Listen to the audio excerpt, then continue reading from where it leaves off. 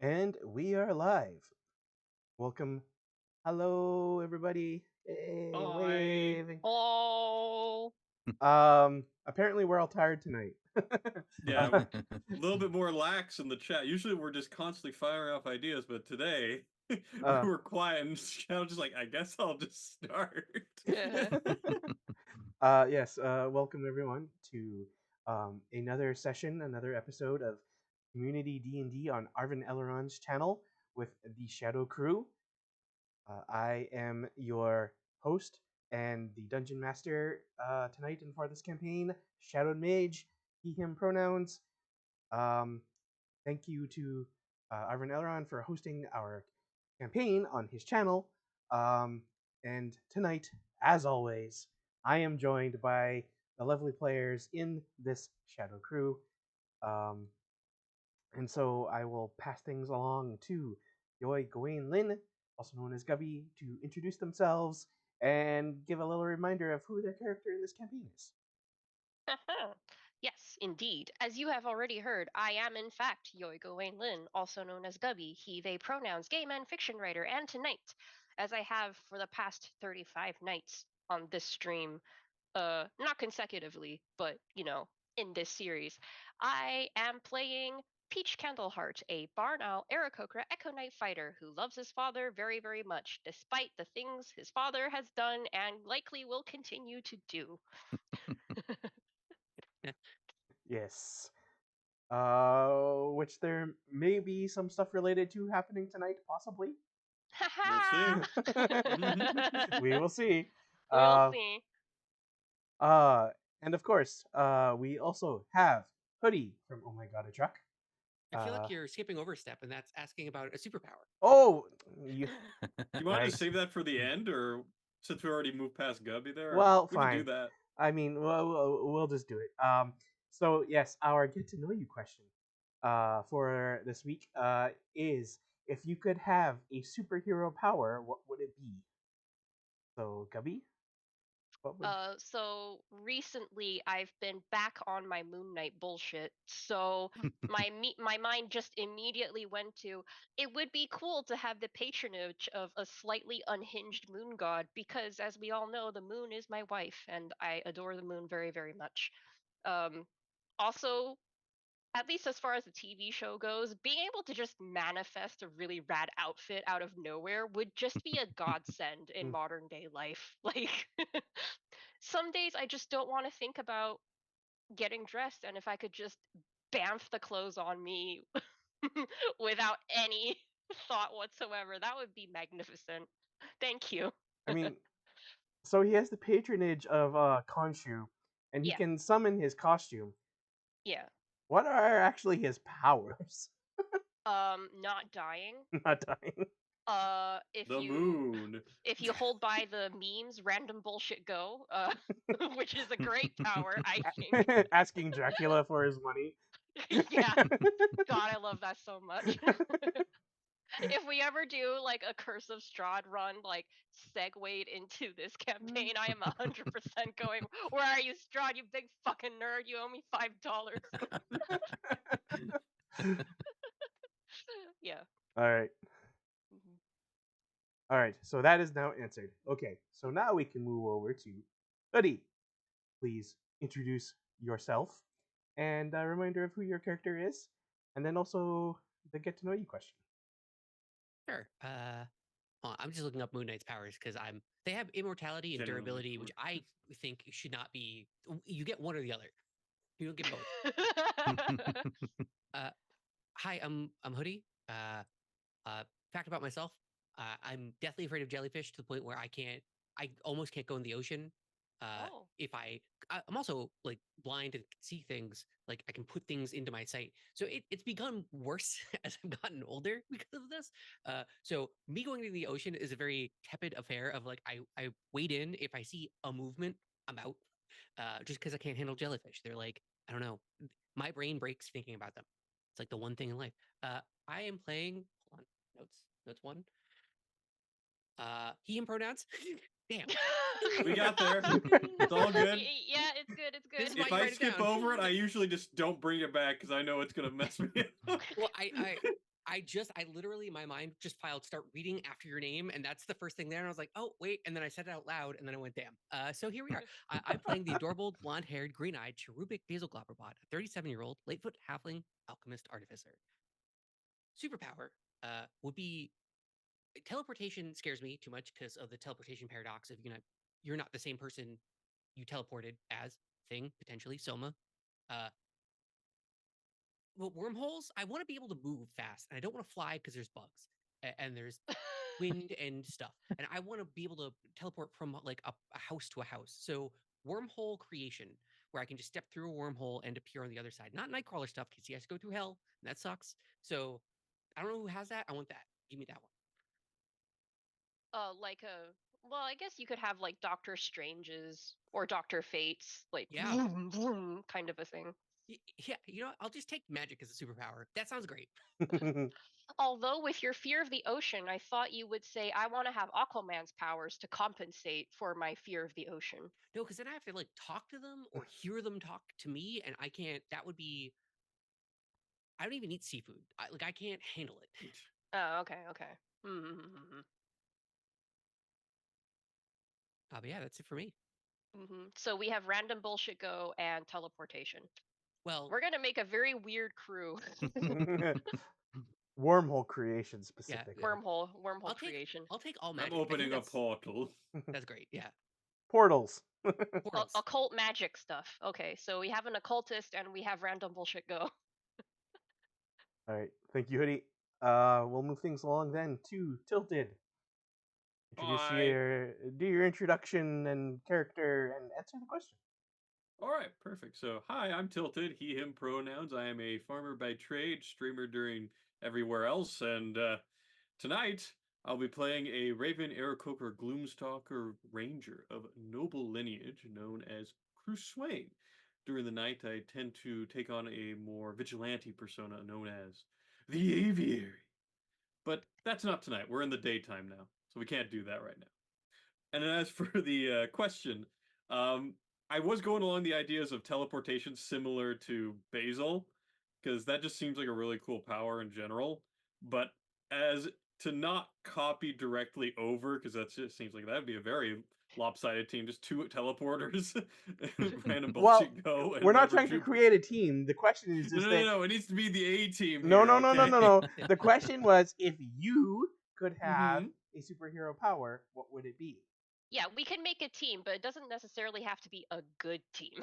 Oh, okay. Just for the record, I did not specifically choose teleportation because that is scary to me. I would probably go with the idea of teleportation, or at least a quickened means to get to places in some way, shape, or form. It doesn't have to be necessarily super speed or just straight up teleporting. It could just be like short dimensional hops, like wormholes and such. Like Nightcrawler, because once again, you go to Similar. hell. I mean, He does let's have to avoid the walk hell through hell. part and we're good to go. There's so many negatives because it's such a busted ability. So you gotta Yes. what's your negative? Do you have to use magic? Are you Mhm. going to hell? Or are you a different person when you step out of the teleportation? Well, how quick are you? How long are you in hell? That's the question. I think he's It's only in only hell a- for like a few seconds, right? Yeah, a few seconds. Like, it does depend on how far he's teleporting and also which direction he is teleporting relative to the Earth's magnetic field, depending it- on the canon.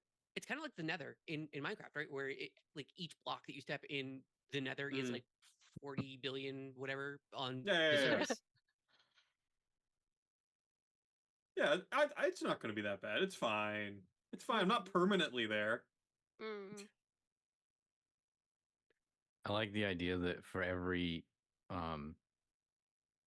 square Nightcrawler moves through hell, he moves 8 squares in the real world. Perfect. Yeah. Okay. Well, how about Drew? Why don't you introduce yourself? Do the remainder of your character, and what superhero power would you want to have? Hey everybody, I am Drew the Damager, he, him pronouns. Tonight I am playing the punk rock priestess Callista Amberblood, the tiefling Twilight cleric. And I would like to say there is one definitive correct answer. Oh, okay. It's not what I'm gonna pick. I'm gonna pick Deadpool Wolverine, the healing ability. Yeah. Okay. You don't get hurt, you don't get sick, you don't get diseases, anything like that. Well, I But think immortality? you do feel the pain. It's just that you would regenerate it. Mhm. Right? Yeah. But you're cool with living forever because they're gonna live forever. Right. Yeah. Exactly. The one actual correct answer, Hoodie came the closest, but it's Doctor Manhattan. Oh, I mean, yeah, Well, but he's yeah, first with knowledge. That's He's the problem. basically a god. Well, if I was in that universe, I'd just be Rorschach. But we're just keeping things similar at that point. You would be the craziest one, really? Yes, of course. Yeah, Because- he might be the craziest one, but at least he wouldn't be blue and naked. Like, those two things are a little bit like, And absolutely irradiated as shit. Technically, the Aviary is closer to Owlman just because of the whole like the Owlman's supposed to be Blue Beetle, and Blue Beetle is a Yeah. Batman knockoff. So the question is just a guy who wears a mask, but has no money. So that's the real Batman problem of it all. Yeah. Okay. Well, um, considering all of the options here, I think the superpower that I would most want to have, I'm getting a little cheaty here maybe, is time space manipulation. I mean, that is a very powerful thing, but there's a So lot magic. of things. It's also very much there's huge consequences for that. Like you sneeze in the middle of doing the thing that you're doing, and everyone dies, and it's just like, well, Well, that's unfortunate. Because time space manipulation would therefore like encompass things like wormhole creation or like like compressing space time in order to like like take one step and you move like 10,000 miles or Yeah. 10,000 miles. He's circling the globe a few times.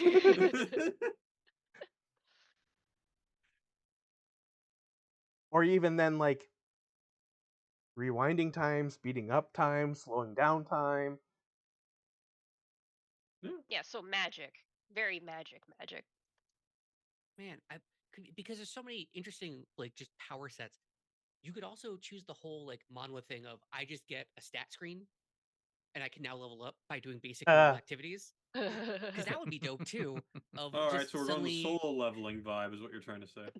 I'd love it if it was just solo leveling. It's almost all of the monolith that ever exists. It's awful. It's everywhere, but it sounds cool. I could do it. I'm a sucker for quests.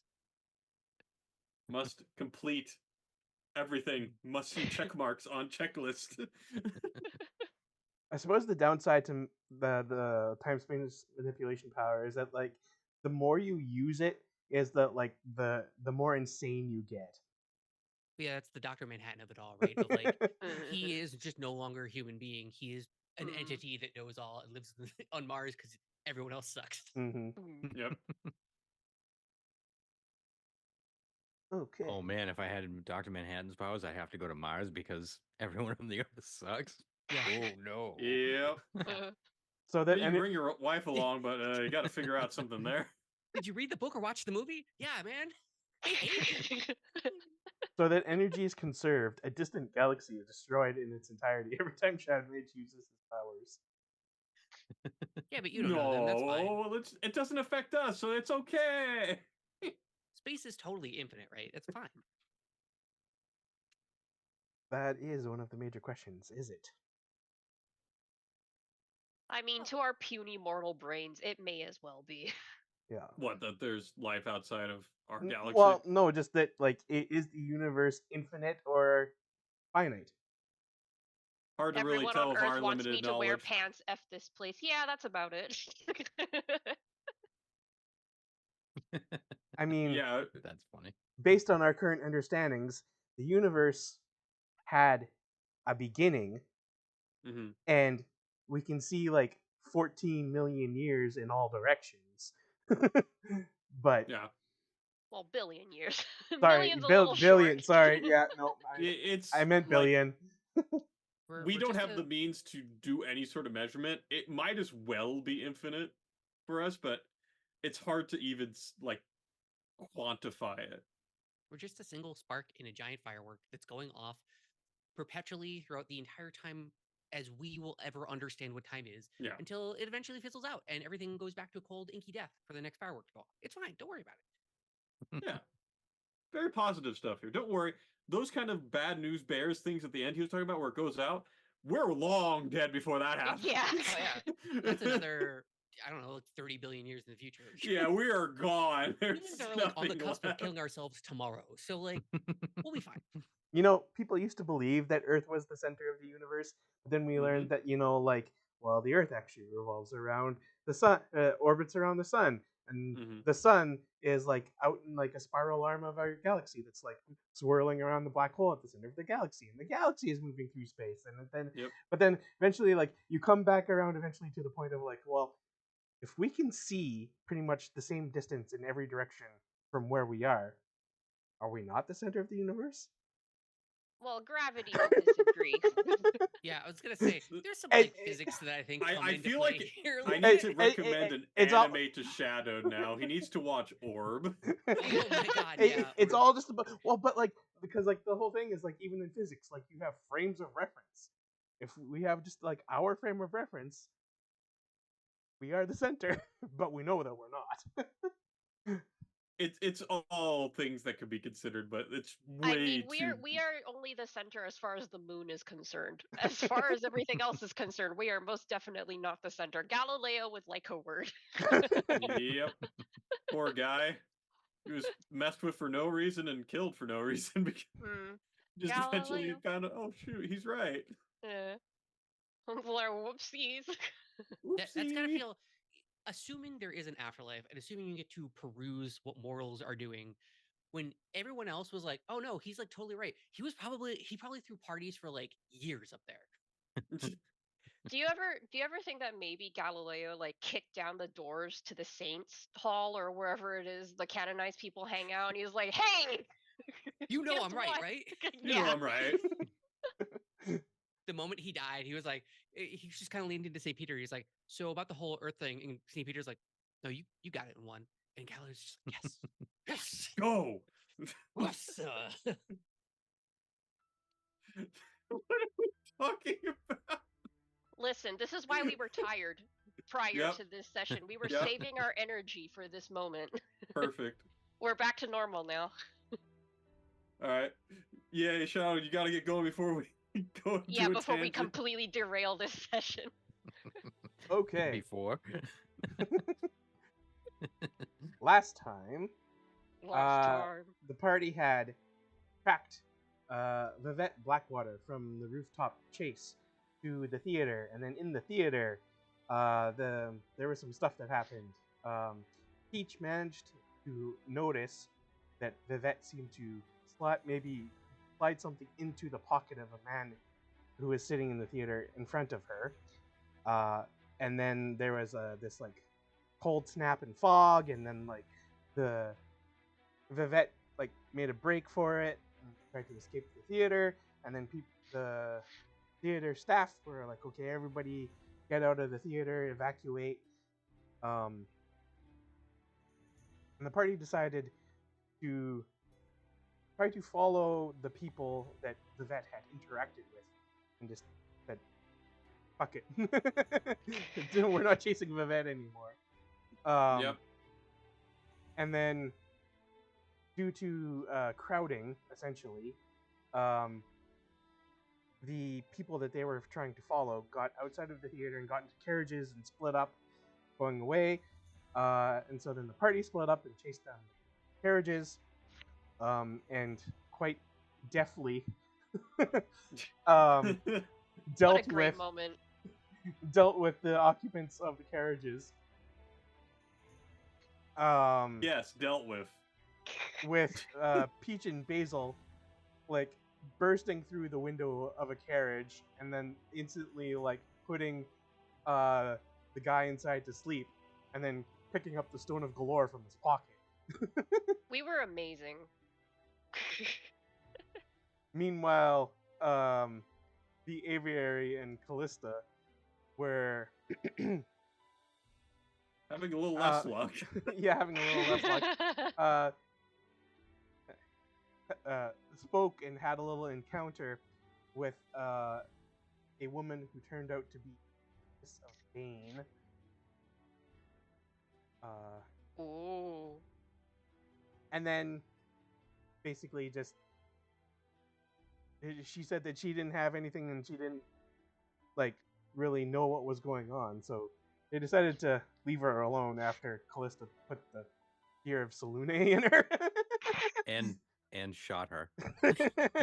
And I How also could we threw forget that? a batarang or birdarang. Birdarang. Go Birdarang. Go birdarang. Then they met back up. They were like, well, we have the stone now. Then they went home. Yes. And then there were unconscious Zentrum in their basement, Yeah, wonderful. Love it. Love it for me. Great. delivered seemingly by Peach's dad and someone else who was helping his dad. Love it. Love this for me. Great. So yeah, and that was the next morning. They figured out a way to load up the unconscious bodies of the Zentrum with, I believe, some kind of note or something onto a cart to then send away to a guard outpost nearby in town. Yep.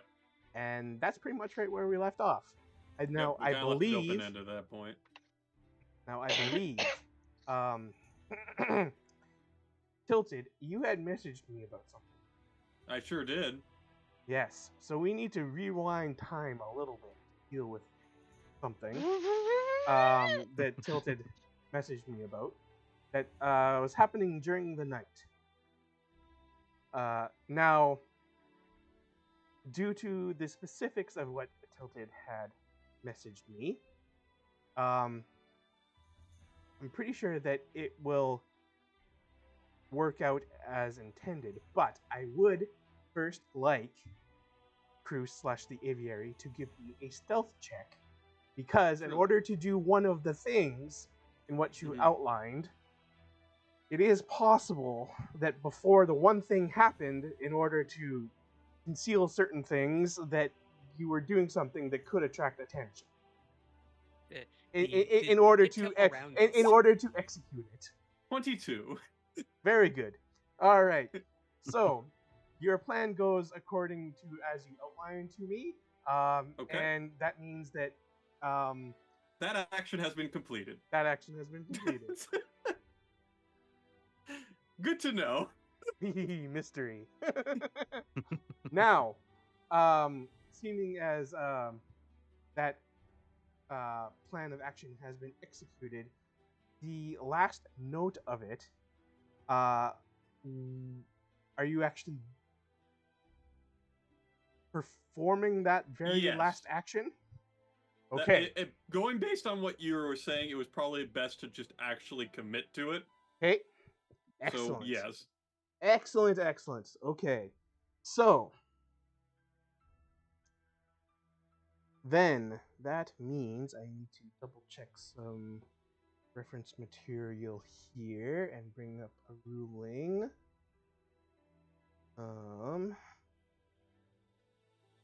I swear, if the aviary just ends up dying, I'm going to be so upset.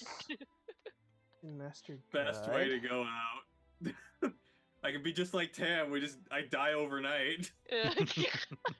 That still upsets me so much. That's still the most upsetting thing that's happened all campaign. Pulled off the best heist known to man, and then immediately dies. Pulls off best heist known to man. Does not elaborate. Dies.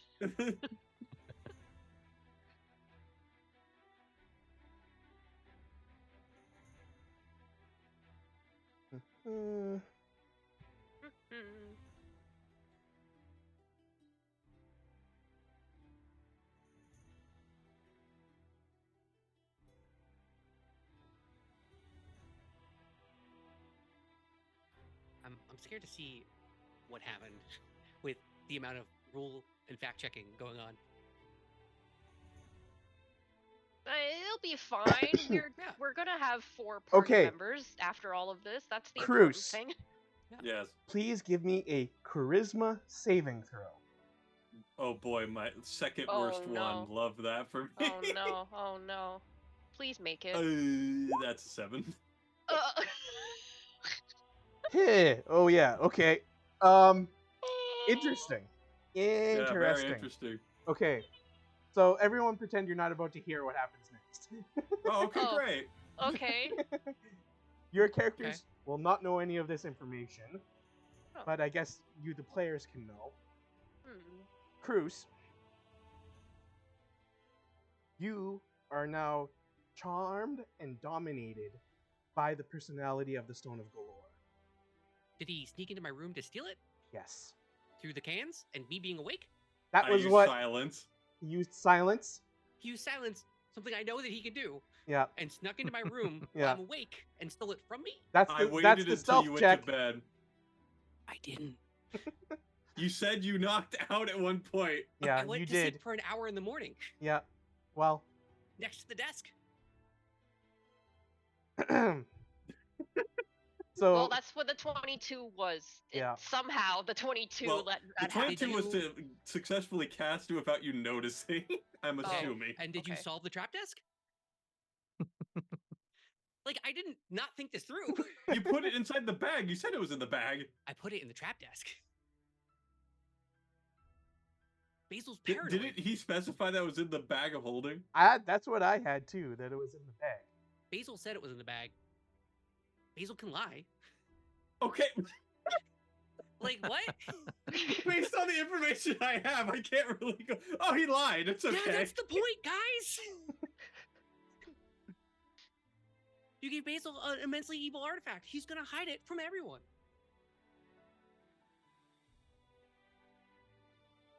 Okay. Well, I don't know how to go from here, Shadow, if that's what he's saying. Okay. So, we're going to say that you managed to silence and get in during like the time that Basil was actually asleep. You Which try- is early morning, so this was actually you got a full night's sleep in. Yep. So I'll even take a level 2 spell slot off if you want So me to. You're going for the bag of holding, and like you're thinking Stone of Galore as you reach into the bag, and you don't get anything out. Yes. So now, It's not hidden that that Basil has been working on the desk all night. There's Yeah. wood shavings everywhere. He's passed out. right. Puddle of drool. There's shavings all in his head, and you can see that there's just a whole bunch of new carvings in the desk, of like little lines and dots and squares just all along it. Okay. So, what is Spell save Like- DC would be 17 because that would be with intelligence, right? So that an intelligence saving throw would be 17 for my stuff. yeah? So I was just trying to figure out is the trap desk like an actual thing I can look up, or is this just? Oh no, it's just I just made a desk that you need to be smart enough to open. Okay. Great. So if you pass the 17 intelligence check, you get it. 100%. Okay. So give me an intelligence check there, Cruz. Would it be a saving throw or just straight intelligence? Just straight intelligence. Okay, well, I'm at a -1 for that, so. And that's a nat 1. Okay. So I guess we're going back to a point where. All right, rewind Basil- time once more, guys. Basil has caught Cruz trying to break into the trap desk. It gets did you want to even cast silence or are you? He's already cast. I mean, it was silence. already cast in Okay, order for me you to cast get silence. into the room without you noticing. How long does silence last? Silence lasts, let me give you the exact thing. It's a concentration spell, so I think it lasts quite a bit. It can last up to 10 minutes. Okay, so you're gonna spend the full 10 minutes trying to solve this because it's one of those things where you have to like push in buttons, but they all have like 3 different levels of clicking in, and Oh there's my like 9 God. buttons all over it that you need to like stretch around because they're all crazy different buttons now like scratched into this desk. Some of them are just fake buttons, and so you're gonna spend the whole 10 minutes, and then silence will wear off, and it's very loud, it's very clacky, and so the moment Basil hears that, he's like, "Meh, ah, Oh, good morning, Sir Basil. What are you doing with my desk?" I saw this desk. It looked very pretty. I was wondering what you did here. What are you doing with my desk, Cruz? Uh-oh. Paranoid looked- Basil It looked activated. like you have done a lot of work on the desk. Yeah, It looked like a very fun puzzle. I was playing with it. you wouldn't be trying to get the thing, the highly evil contains a aberration I thing. thought it was in your bag. Why? You aren't very smart, are you? Basil feels immediately because he sees that Cruz hasn't solved the desk. So Basil's feeling it right now. But you literally told us last night that it was in your bag. Why would I think it's in the desk? I saw you had made this elaborate desk. I thought it was a puzzle you'd made. I figured I'd try my hand at it, and I failed miserably, as you can tell. Okay, so why is my bag at your feet? Your bag, it's literally right there. Deception versus insight. Oh boy, oh boy. It's just a flat 10 Please. for insight. 17! All right, well, He's It is just pretty- woken up. He's a little groggy. it's a pretty fun desk. All right, I well, understand coming into my room without asking, but in the future, I'd appreciate if you did ask, especially since I have a lot of stuff in here. Oh, and you're gonna want to wash your hands. You're gonna want to wash your hands a lot. I just kind of look down at my talons and I see like They're turning goo blue. dripping down. Like, I'll do that. Yeah. I made this to hold the Stone of Galore, so it takes someone like a long time, and we can figure out because I have a bunch of traps hidden all over to really work out what's going on if someone tries to break in and mess with the desk. Well, I guess to an extent, it kind of worked out. Because I came in here, I couldn't figure it out, and it stalled out long enough for me to be essentially caught. Yeah, just don't tell anyone else the stone's in the desk, because I'm trying to do like a double fake out thing of like the stone's actually in my bag, but I'm saying it's in the desk, but it's actually in the desk. Oh, okay. Well, I'll do my best to be quiet. It is a bit late. I think I am gonna go ahead and. What are you talking about? It's What? morning. You want some tea? Is it? Yeah, it's morning. Ooh, I do love some tea. Let's But go. once again, you need to wash your hands a lot before we even go Yes, near I'm going any right to the food product. privy first. Believe me, there's no way. Right, After what I'm I've gonna- seen you've been through, friend, I am definitely making sure to wash my hands. Right, I'll be right down. I just gotta set up like the remainder of the traps that I have, and then we'll be all set. All right, I will try to not make too much clanking on the way out. Okay. Basil's pulling out disgustingly green vials from the bag of holding. Failed successfully. I'm gonna start poisoning the desk. Oh, great. Wonderful. All right, well, I guess I will go back to my normal morning agenda. Okay. The No. intelligence-based class who is scared of magic items is going to be paranoid about this. So sorry. Oh, okay, from a player's perspective, I get it. I'm just going off of the information I thought as a player. Or like a character even. Like, that's what Cruz would have known at the time. Yeah. No, I know, it worked. It did work. Yes. My plan did work, at least. It did. So it's all good. And I'm not dominated in charm, so hey.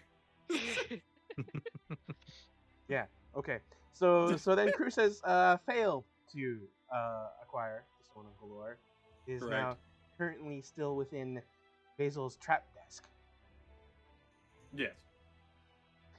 All right. So we'll skip forward in time back to the point at where after you've sent off the cart with the bodies, while the unconscious.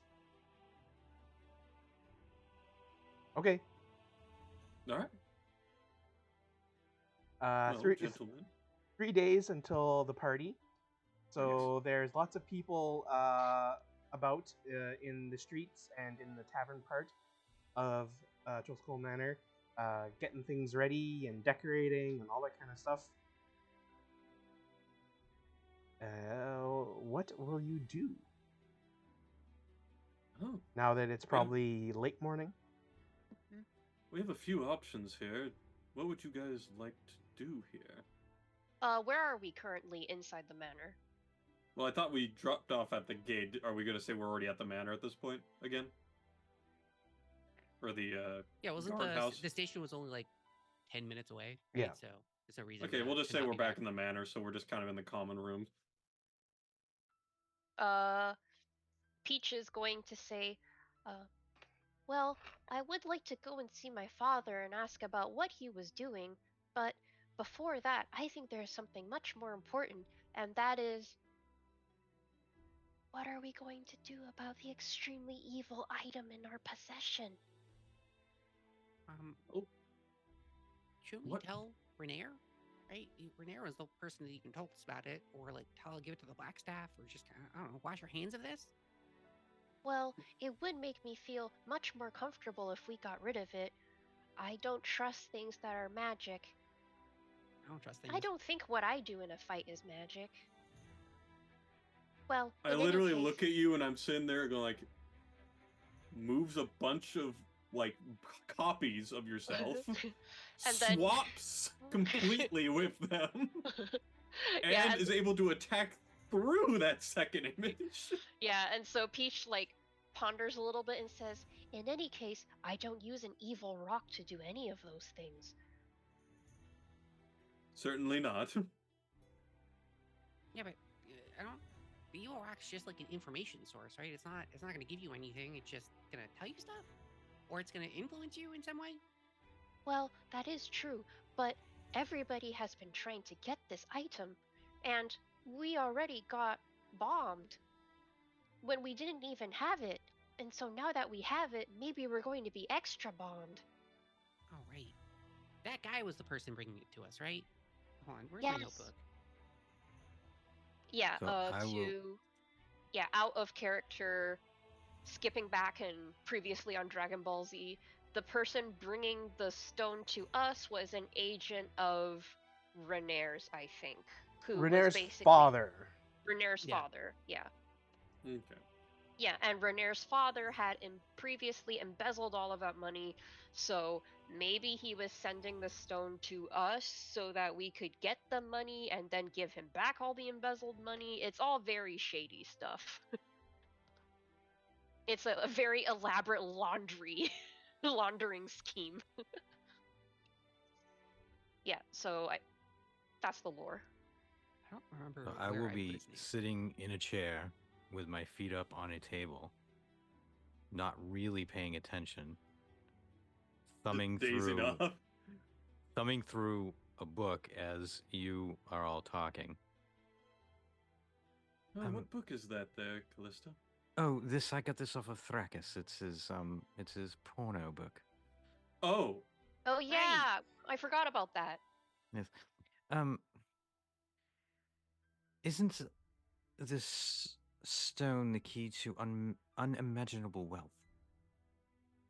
Or if Well, we're that's what concerned. everyone says, but we don't know if they are liars. My father says that we should assume at some point that people are liars. More of Well- a stretching of the truth over many, many people is probably what I'd get at. Well, I mean, okay, if you're curious about it, someone could attune to it, and then we could like break it, right? Because you have remove, right, Calista? You can like break someone out of that funk, Sure. and I could, I don't know, poison them and knock them out if they're stuck in it or something, right? I don't see That why is not. true. Listen, it's not. I'm curious about a lot of money, for sure. I'm not gonna lie. I would like to be able to make a lot of stuff, and you need money for it, and I only have so much. Well, of course, you'd like to have your potion shop. I'd imagine that's one thing for you. It'd be great.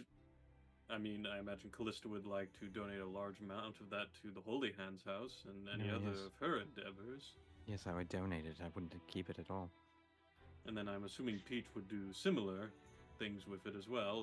Not Oh, for I would a not little- want it at all. Yeah. My father so- says that if you have large amounts of money, people will try to kill you. And people are already doing that for free because we don't have that much money. I Oh. assure you, Peach, you can give your share to me. I'll take care of it for you. Oh, yes, that is very wonderful. That's what I would do with it. I would give it to Callista. Oh, Alright. and maybe I would give some to my father so that he can retire. And maybe, and then he kind of does a little barn owl wiggle, maybe he could buy a sense of humor. And then he abruptly straightens up and goes, please don't tell him I said that. Wow, brutal.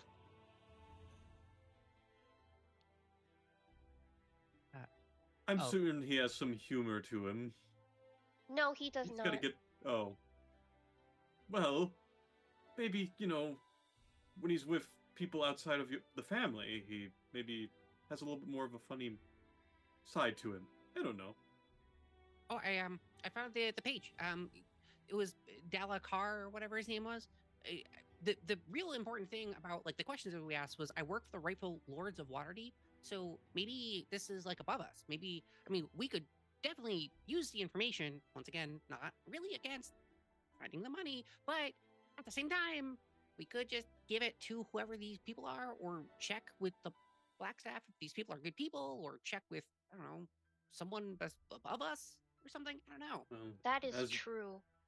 as we've already stated, money tends to corrupt a lot of people. But it also buys a lot of things. It just It buys sure so much does. stuff, guys. I don't disagree with you, Sir Basil. I'm just trying to say. And we can invest it, and then we could buy people who stand in front of us who are like scary, and then because then they're like a wall for people to have to cross over to get our money.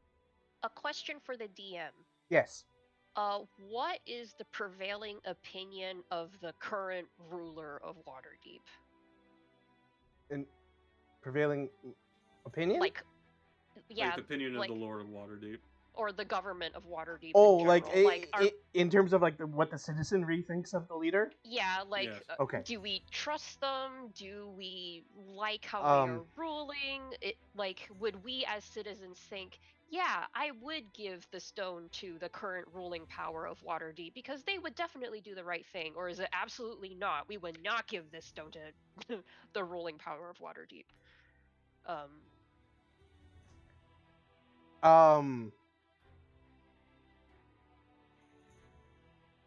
So the current leader, the Open Lord, is Laryl Silverhand. Right. That sounds elfy. Yes, she's a Oh, yes. she is a very, very old elf. Oh. Is she regarded as the rightful lord, the rightful Open Lord of Waterdeep? So when Renair's father, Daggled Neverember, when like it was discovered that he was corrupt and a horrible person and was ousted as Open Lord, Okay. Laryl reluctantly accepted the position of Open Lord at the request of the Masked Lords. So the Masked Lords are all like the secret, like upper, like controlling people of Waterdeep who keep their identities secret, because if they were known, they would be targeted. So only the Open Lord, which is Laryl, is like the public, like figure for ruling of Waterdeep. Okay, so she wasn't leading any, campaign to like oust Daggle. She, like, it's well known that she didn't want this position. Yeah. Okay. So you're saying that there is a group of people that actually run shit, and the person that is in charge is just kind of a dumb puppet? No. Fantasy. No. She is not a dumb puppet. It's just that the rest of the like ruling party of Waterdeep is anonymous. Their identities are not known. So it's like the Vatican, but if we didn't know who any of the cardinals were. Yeah. And Laryl the Pope. Yeah. Okay, cool. All right. Well, I have to call him the Waterdeepian Pope from now on. So Laryl, like she is a pretty good head of government for Waterdeep, and she has specific people that she trusts. And like some of the Masked Lords are certainly like trying to work against her. Like fantasy as you do. Yeah. Blah blah blah.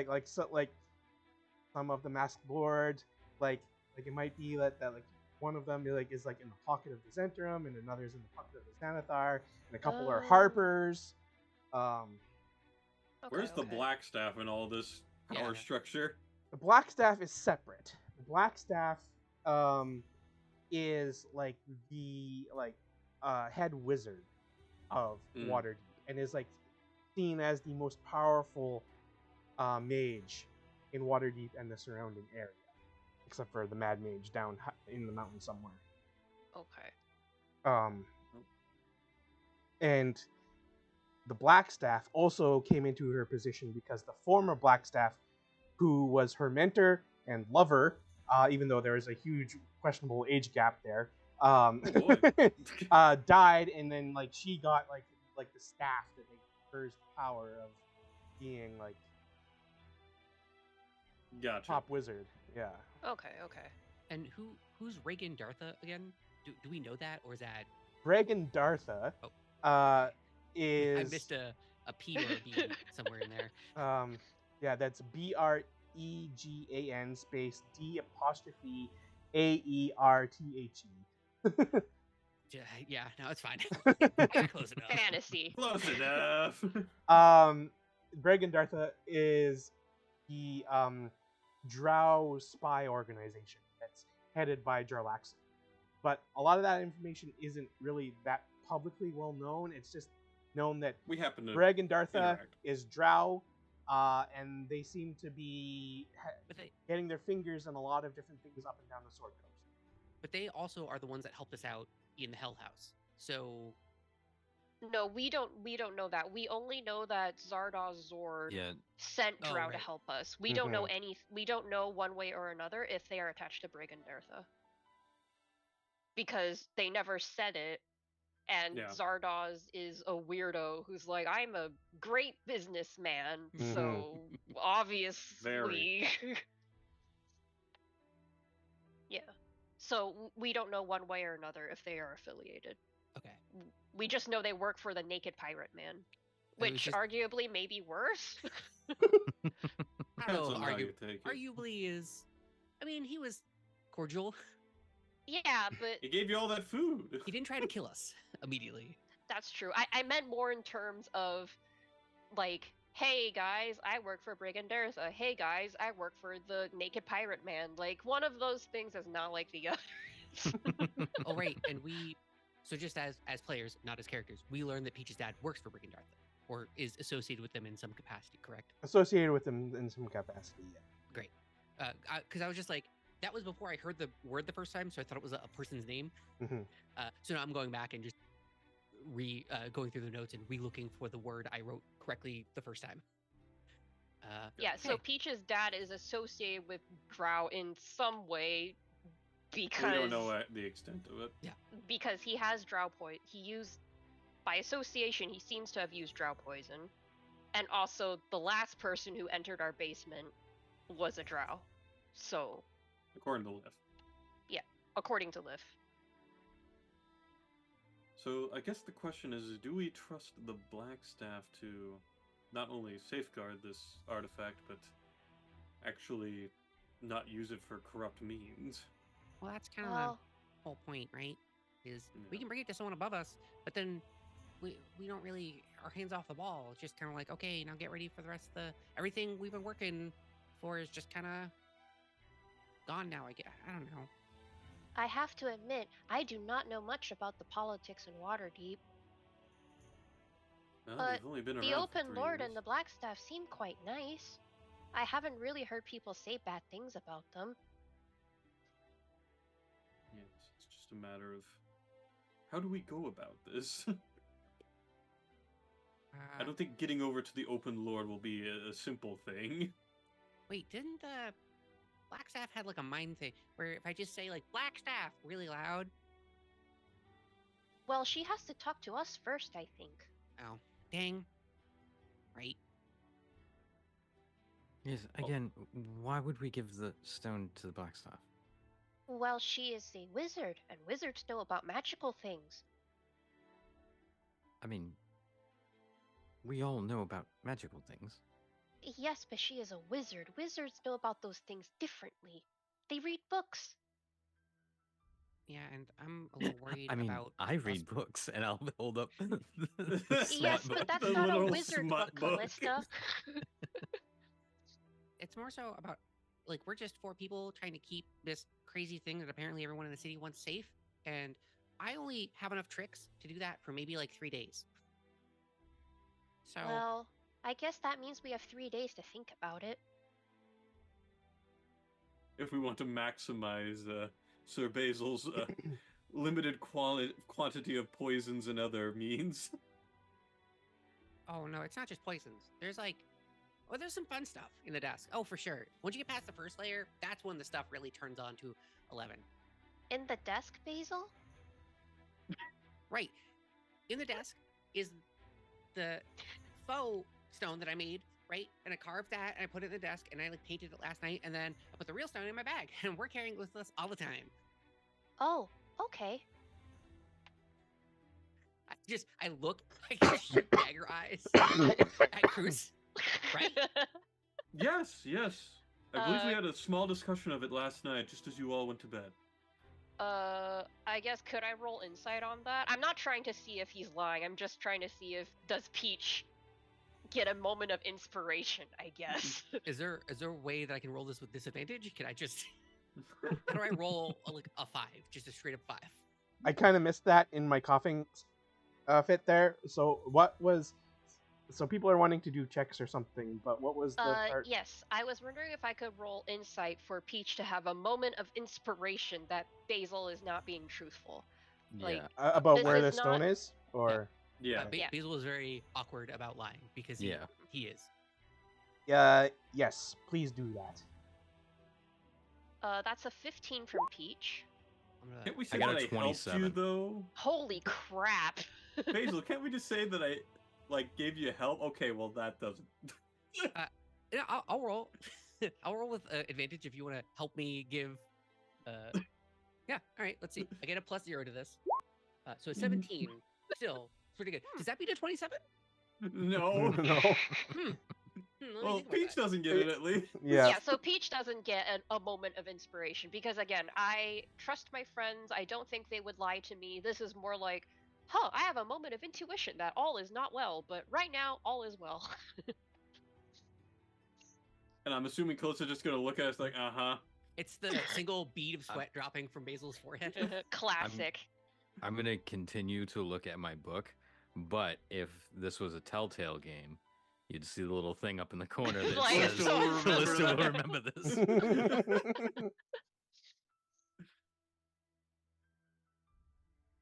Well, in that case, I guess the stone is as safe as it could possibly be. Okay, but so the next question though is, do we bother to attune to it? Like, I mean, I'm not. Listen, I have a lot of like smarts about where the stone should be and how like wrapped in tinfoil it should be, but I am not the one that should touch that bad boy at all. That would take over my mind in a second. So, but like, I don't know if anyone else feels like they're up to it. I'm just, a little worried. Well, what I might think if happen? we are going to commune with it, we should do it after we've done things that are very dangerous to us. Just in case it does something evil. Oh, okay. Do we have any dangerous stuff to do though? I thought we were kind of Well, like free until the. we death definitely need to bring the nimble right wherever we plan on bringing it. Oh, yes, there is that. And also, we need to get rid of some mind flayers. Yes, Black Staff, I Well, believe, had us doing with that. It was find the source of whatever is creating the intellect devourers Yes, and but destroy you see, them. Yes, but you see, Peach Everyone's and scared Basil to have death. had Peach and Basil have had very negative experiences. So Peach has just conflated this into we need to kill some mind flayers. Okay. Okay, so you guys want to leave here, is what I'm hearing. Okay, all right. I'm just gonna need Well- like a half an hour in my room real quick. Oh, okay. It takes me about half an hour to get to my father's place, right? Yeah, sure. Okay, so Peach says, well, if that's the case, maybe what we can do is I will go see my father and ask him about if he was here last night, and then I will meet you at the Temple of Gond to hand over the Nimblerite, and then we can kill some mind flayers together. That sounds about right. What about you, Calista? You think that's a good idea? Yes, sure, but I'm going to stay here. I will stay here as well. I'll enjoy another cup of tea. Oh. Hey. So who is going to go to the Temple of Gond? Oh no, I'm gonna go once I get the stuff. Just I gotta check some stuff out. I gotta see if my potion. I gotta see if my potion is done brewing in my room, and then and then we'll follow, right? We'll go with Basil over to the Temple of Gone when he's ready. Oh, okay then. I shall see you there. And hopefully, Nim will not throw anything at us. Hopefully. And I go, they leave, and it's just me and Callista sitting there. Basil look at her- scampers off to his room.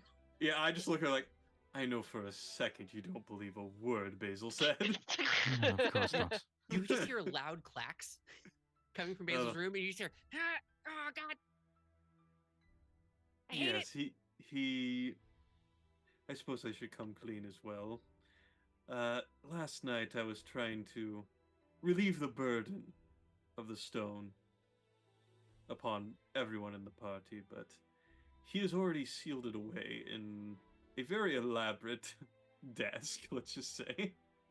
And what were Roger. you going to do with this town, Chris? There's a monster roar Well- that comes out of Basil's room. I was going to go ahead and probably try to attune to it myself to relieve the burden on the rest of you. You think that's a good idea? Not I like- particularly, but I knew no one was going to be willing to do so. I like explosion. how Drew did this. It's like if someone came to you and was like, I was going to swallow the uranium pill so nobody else would have to deal with it. No, it was definitely not a smart idea, but it was one I was willing to make just in case. But I didn't want you to be completely left in the dark, even though you had a fair idea what was going on behind the scenes, I'm already certain. Yes. I do think that we should keep the stone. All right, well, I don't think we should give it to the Blackstaff. I don't think we should give it to the Open Lord. I think that's a fair judgment. It's just a matter of what we are going to do with it, because as Basil has stated, he probably only has the means to keep that locked away tightly for a couple of days. I think we should attune to it. Figure out where it leads us. All right, well, who would you suggest? At this point, I'm willing, but I don't know if my... I sit there, I'm a little embarrassed by the fact that my mind is not as strong as some others. I'm not so certain I would be able to overcome whatever entity is within it if it is something as dangerous as an aboleth. Did Basil identify it? Yeah. Yes. Yes, we that was last identified and night. found out that it was like part of an aboleth. He would mention it. I, as a ranger, would know what an aboleth is and how dangerous Mhm. they are. Yeah, I we brought had out a the minor book. freak out about it. Yeah. Yeah.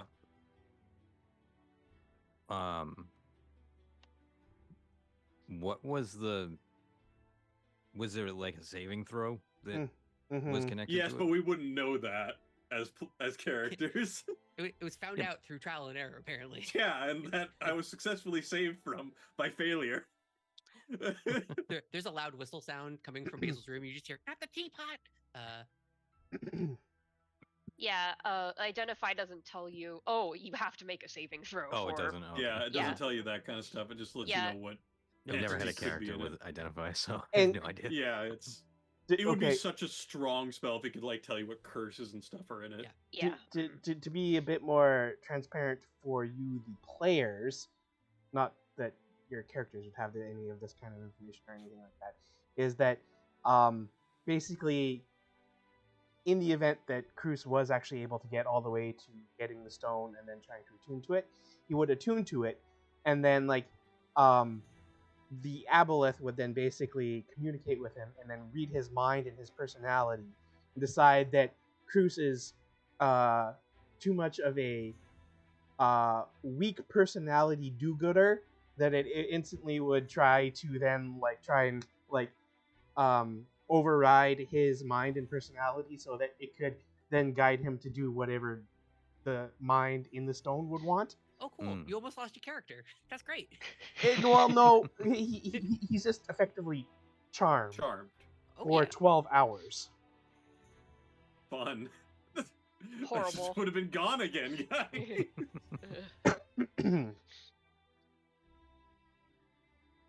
Yeah, but we as characters do not know that. We just Yeah. know that it's extremely evil. It is a aberration that got turned into a rock, and therefore... Oh, and we also know it's telepathic in some way because Mhm. Peach mentioned feeling telepathic stuff happening. So Mm. we So- assume that it has a location to like all of the stuff Yeah. in its mind. Like it's the memory bank Yes, for what's correct. Right. Yeah. Yeah. Yeah, so at this point, basically it's that you would be able to attune to it, and then you could communicate with the mind inside the stone, and try and figure out, like what information it knows, what it maybe wants from you, like, and then, yeah. So it's a matter of someone needs to attune to it, and then we can figure out what happens from there. Well, perhaps I go ahead and try to. You have the means to possibly break whatever happens, I'm assuming. Or at Yes. least have something you could try. Yes. I just don't want you to risk yourself, and then we're just out of luck. We have no way to deal with whatever happens. I mean, I have lots of friends at the Holy Hand's house that have the same ability. So would we go to the Holy Hand's house and they'd be okay with possibly dealing with such an object while we're with them? I think they would be okay with helping me. Okay. Well, we can decide that.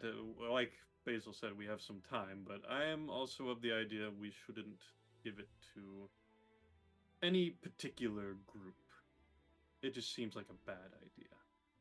Yes, I would Giving agree them with way that. too much currency for them to spend on whatever ways they want. Basil emerges from his room. There's like vial crumbs in his hair, like glass vial crumbs, and a little bit of like blue stuff coming down his eye, and he's trying to wipe it away. His hands are fully blue, and he's just like, "Yeah, I'm good to go. I gotta wash my hands real quick before I eat." Go any food." ahead and wash yourself entirely, Sir Basil. It's been 20 minutes. You can go. It's okay. We've got Yeah, some time. no, it's fine. I just had to, make sure that all my potions were still brewing. Just looks at Cruz. So Right? I have a question for Uh-oh. Basil. Uh-oh. How many nights has Basil gone without sleep? Should you be having levels of exhaustion? So light activity is fine. Heavy activity is bad. So light activity, and then any amount of sleep still works for 8 hours. Do you count carving a desk as light or heavy activity? That would be heavy. Okay, I don't mind taking an exhaustion for today, Okay. for sure. But before then, I've been taking levels of exhaustion and getting rid of them with long nights of sleep. Okay. They just haven't really come up because they're just with ability checks. Okay. A Yeah. lot of the stuff. But I'll take a level of exhaustion for today, for sure. Carving Yes, a desk. carving a desk. Obviously heavy activity. Yeah, but he has magical tools. I don't know. He just points a thing at it and then it goes. Hoodie has clearly never carved anything before. Yeah. Carving a desk is never They don't light, really let blind people actually. hold knives, generally. It also requires a deep level of concentration because you could very easily slice your hand open. Yep. Those to carve wood, you have to have very sharp tools. See, Basil has all of those, but he has none of the safety precautions. So it's mostly he's dunked his hands in healing potion over the course of the night. Oh, great. He has a whole like little foot bath of healing potion that he puts hands in. Oh It's just my mostly God. blood now at this point. Oh, God. Well, I mean, healing potions are red, so it's not like he can even tell the difference. Yeah, he'll be like, "Oh, you want to use? I have some spare healing potion if you It's want just to a like, less dip a hand viscous in." red now. Anyway, Just drops in so, blood. so Peach, you were going to your father's shop? Again, yeah. Great. Absolutely Gotta wonderful. report every few minutes. Yeah. Well, it's been a while because it takes me half an hour to get back. Then we had the whole drama with the everythings, and yeah. Just the stone is now in the bag. Let me, as the player, say that out loud so we all know. Okay. Do you Okay. want to deal with whatever Peach is communicating Situation. with his? Yeah. Yeah, and so it's going to be a lot, so I'll just run through it without playing through it. Okay. But basically, he'll come back, he'll say hello, and depending on if he has customers, he's basically going to walk in and wait for his dad's attention, and then say, "Father, I have something very important to say." Okay. And I imagine in his 3-year lifespan, there may have been times where his father's identity may have been potentially threatened, so he is like kind of giving off that vibe. Yep.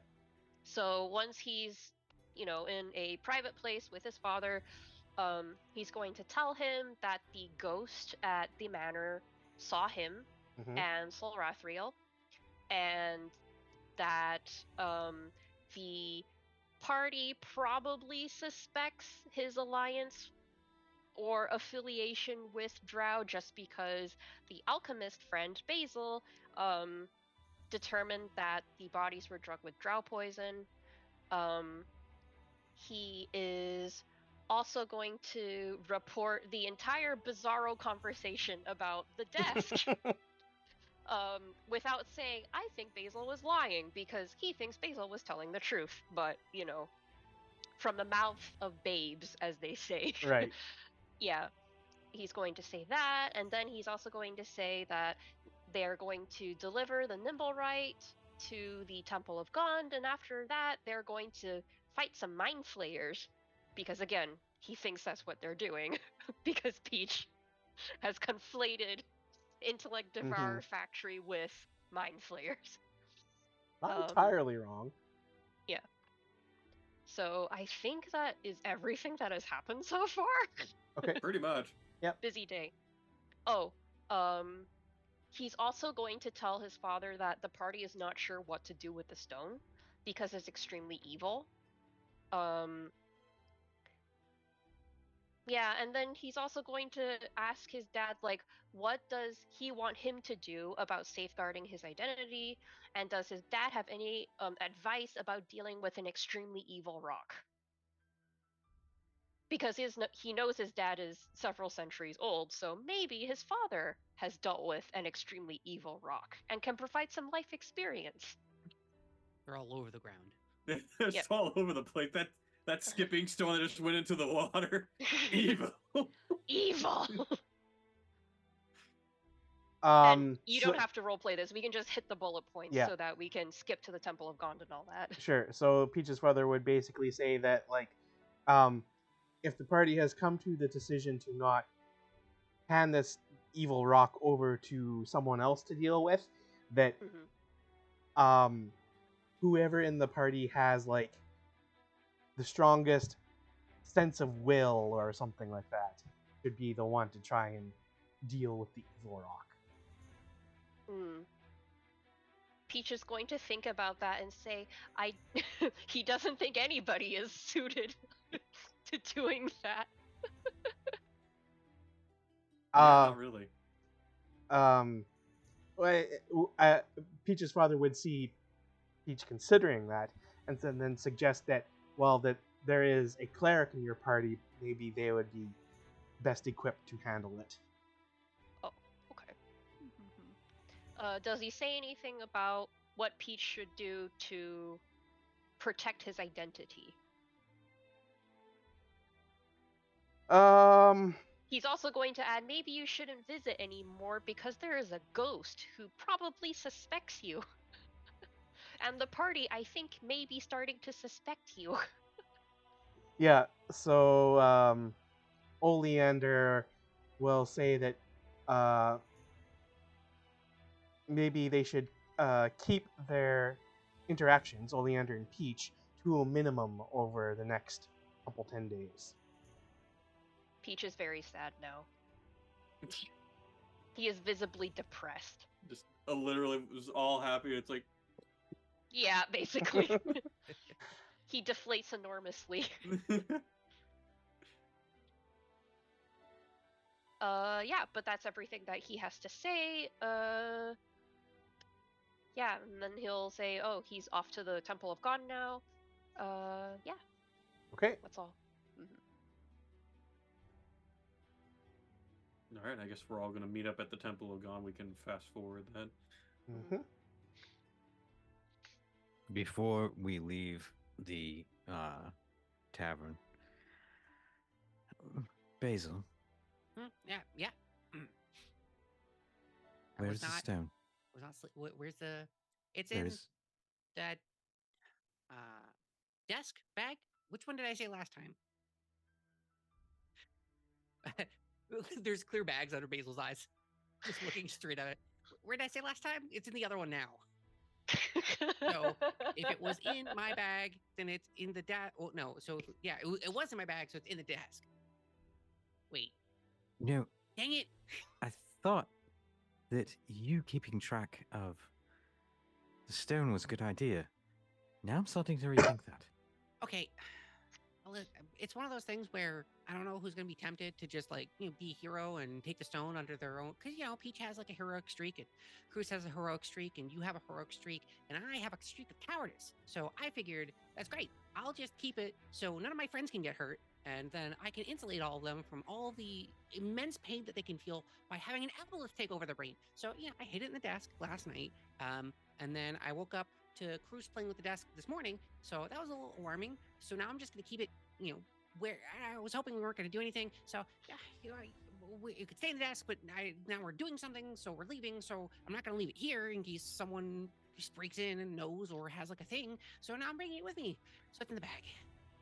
It's listen, it's just hard because there's rain dogs, and then there's like mind flayers, and then there's a whole like city of people who are mean, and then there's you guys, and I don't want anything bad to happen to you guys because you're like 3 people I trust. So, there's that. And we trust you, Basil. It's, I want you to remember that. But I also want you to keep track of that fucking stone. it's in my bag. So it was more Okay. so trying to keep track of the lie of where the stone is. Right now it's in my bag, but it's actually in the desk, right? Well, wait, if 2 of you know, that means the only one I'm lying to is Peach, and that feels really bad. Okay, so it's in my bag. Also, the one thing that you have wrong about all of us having a heroic streak, you're right about Cruz. You're right about Peach. I don't have a heroic streak. Well, I mean, you've been nice. That's like close, right? Yes. Aww. No.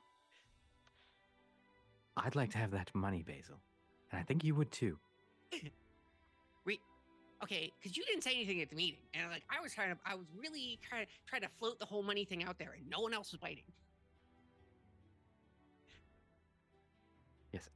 I think we should keep the stone. I think we should attune to the stone. I think one of us should attune to the stone. I think we should figure out where that vault is and go find it. As long as we have safety measures, I'm good to go. Just, a lot of safety measures.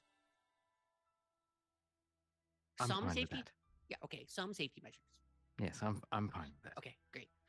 All right. All right, let's take this broken nimble right back to its wherever it goes. Yeah, right. The nimble. Okay, I really got to take a nap on the way there. Can someone carry? Cruz, can you carry me? Yes. What's up? Can you carry me? Because I gotta take a nap. Oh, sure. And I kind of kneel down to have you be piggyback riding. All right. Wake me up when we get to ground. And I just immediately pass out and start drooling. It's gone, but okay. And he's out. All right. Well, do you have anything else you want to discuss? And let's head to the temple, I suppose. Are we meeting Peach there? Yes, that's what I understood, is that we would be meeting up with Peach there. All right. Well, let's go then.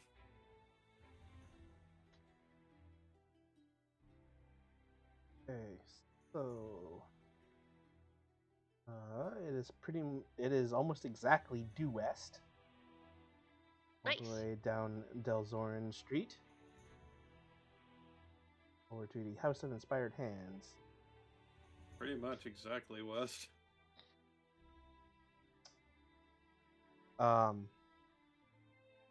There is no silhouette of a Nimblewright or flying bird or anything like that this time. But you do arrive to see, the entering the House of Inspired Hands, and again, there's all of these displays of all of the different things that were there last time, and people visiting and acolytes working, and no one really seems to be paying any attention to you. Oh, perfect. That'll make it easy to go over to the head person of this. Mm-hmm. So I guess we make our way in and try to relocate the head priest or tech priest of the Temple of God? Yeah, so you are looking for Valletta. Yes.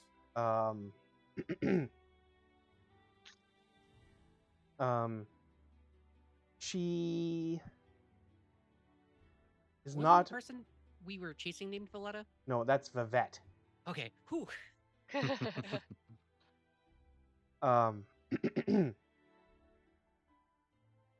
She is not within the main chamber of the temple. Well, we could make our way up to Nim's room, perhaps. Yes, I don't have a problem with that. Let's go. I guess we'll travel up towards where we know Nim's room is, or at least where it previously was. Okay.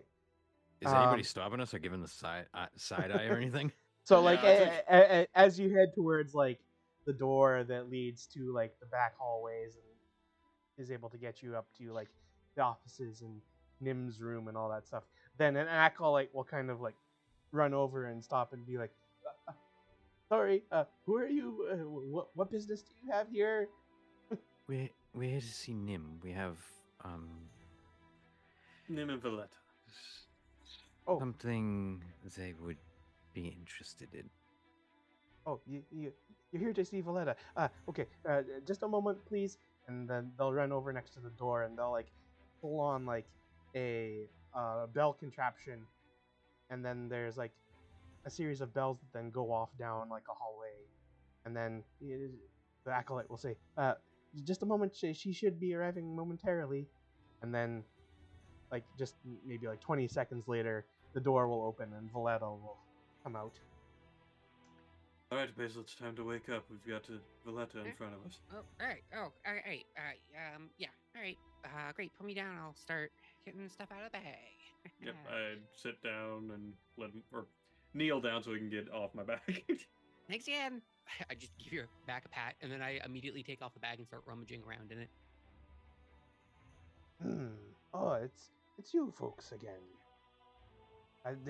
Did you manage to track down that errant nimble, right? Yes, but it is in pieces. It seems to have gone into combat prior to us finding it. Yes, it was beaten So- up by a. We knew what beat it up. It was not a fiend. It was. a hobgoblin. Thrakus. It was or no, beaten it was up a by a hobgoblin. hobgoblin. Oh, well, I did say It's that still I would. conscious. I did say I would reward you if you tracked it down and destroyed it and brought back proof of its destruction. But you're saying that And we're we- not the ones who destroyed it. Anyway, We do have proof. if you've brought it back, then I guess It's- 6 of one, half a dozen of the other. Yeah, we have the Peach pieces. basically starts pulling the nimble right Yeah. out of the bag. There's like a hand that's out. There's another arm that's coming out. I'm pulling out the leg and the head. Yeah, it is It- looking rough. But it is still conscious and able to interact with us. Mhm. Yeah. The head works and one arm works. Yeah, if you just give it like lessons about what's right and wrong, it will probably be pretty receptive to it. It seemed a shame to just get rid of a conscious thing, so we didn't do that because that would be mean and feel gross. So yeah. Yes. Well, I will make sure that it is dealt with appropriately. Sure, Nim would like to have its friend back if we can make sure that it won't go rogue again. Well, it's just a head right now, so just don't So put it'd a body be on it. very easy right now to watch it, at least right now. Yes, yes. Well, I suppose there's the matter of your compensation or reward. Oh, yes, I forgot about that completely. It's been a busy night. Yes, Several it's been nights. quite terrible. Well then, I believe the deal was I would reward you with 500 gold pieces, and then also your choice of some certain contraptions. Ah, yes. Mm-hmm. Oh, right, contraptions. Bizzle's like kind of falling asleep, slumping into the bag a little bit, pulls his head out. Right. The stuff you make. Yeah, that would be great. Okay, so then the options are there are adjustable stilts.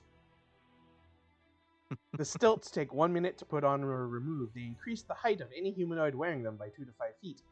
Each stilt weighs 8 pounds and is 1 foot long when fully collapsed. Hmm. There is a backpack parachute. A humanoid wearing this piece of gear can deploy the parachute as a reaction while falling or as an action otherwise. Parachute Looking at requires Bruce while this is being explained. the parachute requires at least a 10-foot cube of unoccupied space in its deploy, and it doesn't open fast enough to slow a fall of less than 60 feet. If it has sufficient time and space to deploy properly, parachute allows its wearer to land without taking falling damage. Once it has been used, the parachute takes 10 minutes to repack. I'm just Okay, sitting there going Uh, that does seem marginally more useful than the stilts, however. Barking box. This metal cube, 6 inches on each side, has a crank on top. Using an action to wind the crank activates the box for 8 hours. While activated, the box barks whenever it detects vibrations within 50 feet of it, as long as the box and the source of the vibrations are in contact with the same ground or substance. A switch on one side of the box sets the device to emit either a small dog's or a large dog's bark. Wow, they had to travel really far for that one because we know there's no dogs in Waterdeep, so that's crazy. Yeah. Did we decide that there were no dogs in Waterdeep? It's canon from so long ago. Just so much Yeah. puppy kicking happened that they just went extinct in Waterdeep. Yeah. And finally, matchless pipe. A switch made of flint is built into the bowl of this fine wooden smoking pipe. With a few flicks of the switch, the pipe lights itself. I literally look over at the parachute and like, this is the only useful thing, and walk away.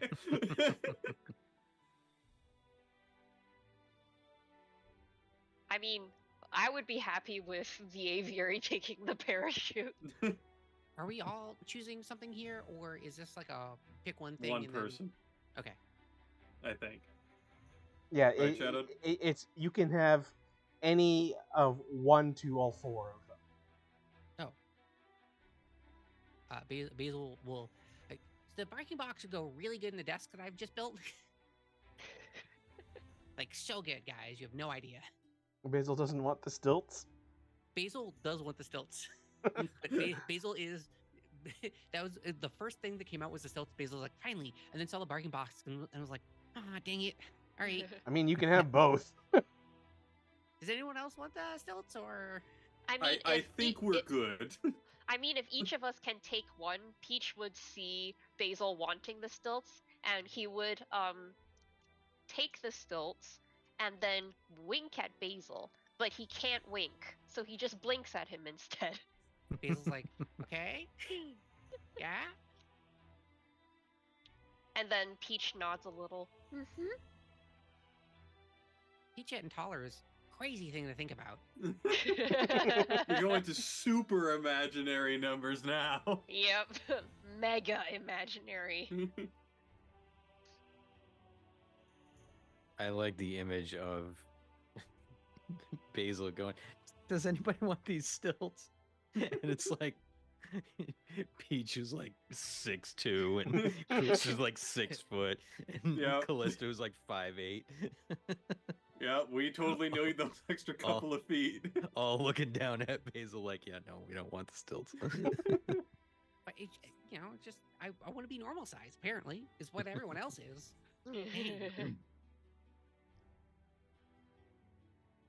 Oh, what's the last one? The The matchless. matchless pipe. Yeah. The matchless pipe. Well, if we can have all of them, Mhm. Basil will take the matchless pipe as well, and then Okay.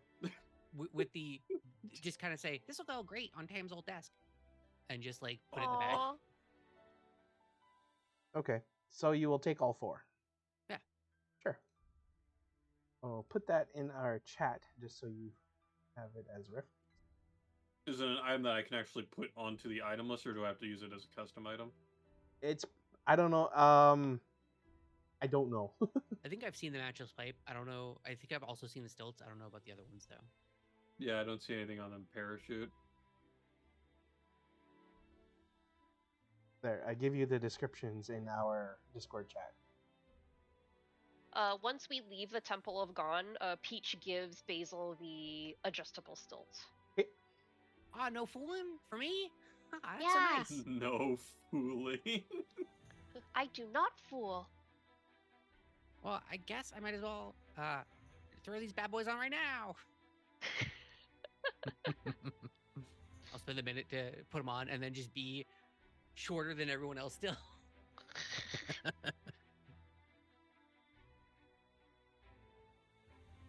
Okay. Why don't we take our break?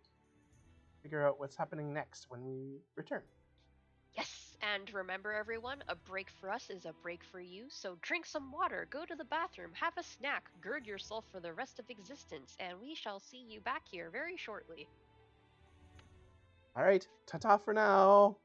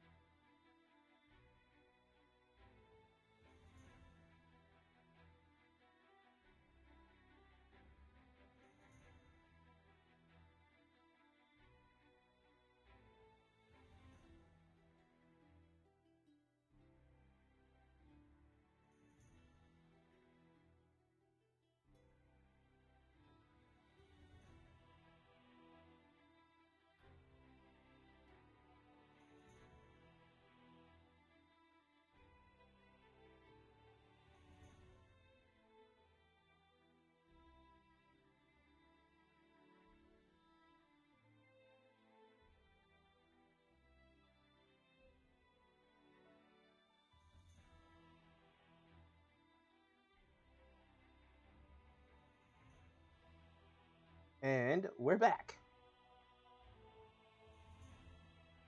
Hello. We're back from Ahoy. our break, and the party has just delivered the broken Nimblewright to House of Inspired Hands, the Temple of Gond. Mhm. Gotten some rewards for doing so. And now they need to decide what they're doing next. We're gonna kill some mind flayers, I think was the plan. Well, can we take a day for? Can we just? I don't mean to be that guy. I need. I spent a lot of time working on a desk, and I just need a quick 8 hours. Oh, and That's not very quick, sir. Yeah, no, So- I know. But we can do this tomorrow. Listen, I want to kill all the mind flayers, but I technically can only shoot arrows at them right now. So just wait a day. We're- Peach looks at Basil a little bit, who has his eye bags and his frazzledness on stilts, and goes, "Yes, I think you should take a nap." Okay, that's great. Basil starts to tilt forward on the stilts. I'm literally I got like, it. I really want to get some stuff done today. What stuff do you need done? just I- Go ahead, Shadow. okay, I just wanted, as a point of order, Peach, you basically always have the glaive of warning on you, right? Yes, I do. Like, it would be very rare for you to not have it on you. Yes. Okay, just wanted to. Like, the only time I would not have it on me is if I was like in the bathroom or something. Okay, I go over to Basil and I go ahead and take out the Emerald Enclave charm. Like, we can just do it today, and I Yeah, but that give you doesn't just help this. the spells that I'm missing. That's great. Listen, I would love to feel refreshed. What and reviewed for spells you. did you use? No. If you don't, hey, I put my hand on your shoulder because we're like the same height right now. If you don't sleep, I can't like make all the stuff that I use every day with like all the fancy, All the right. fire and everything. I'd love to do it. Chris, if you have a plan and you want to do something, Basil can stay here. I'd be willing to accompany you. It was more of just getting the job done. Like, I feel like we don't have time to dawdle when it comes to mind flayers and freaking intellect devourers just around the town. Well, I mean, they've been around the town this long. What's another day? I'm just sitting there going, what's another day, Shadow?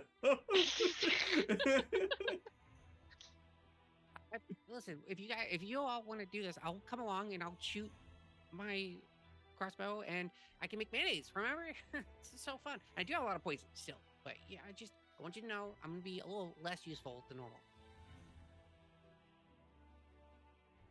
If we need to go ahead and head back and rest for Basil to be at peak form, I'm not going to argue against it. I mean, I could go back sleep and then we do it tonight. Still, like it's early. Yeah, I we could do suppose- that. I suppose. Yeah, because either way, mechanically, we would be going in down a party member. Yes. That would not be great.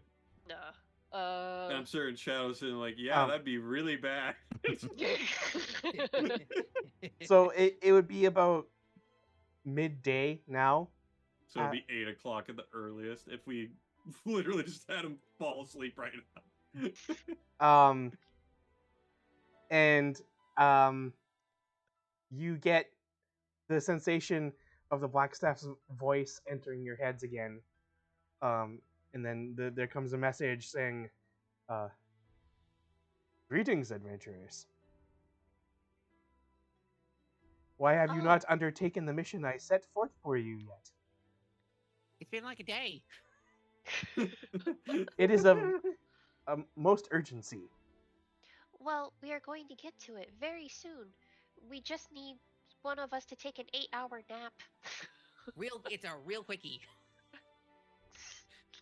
And then Okay. there's no response or anything. It just leaves off. We'll do it. We'll do it tonight. We can go now. No, no, no. I think that we really should take a moment to rest. Well, you should take a moment to rest. The rest of us can prepare.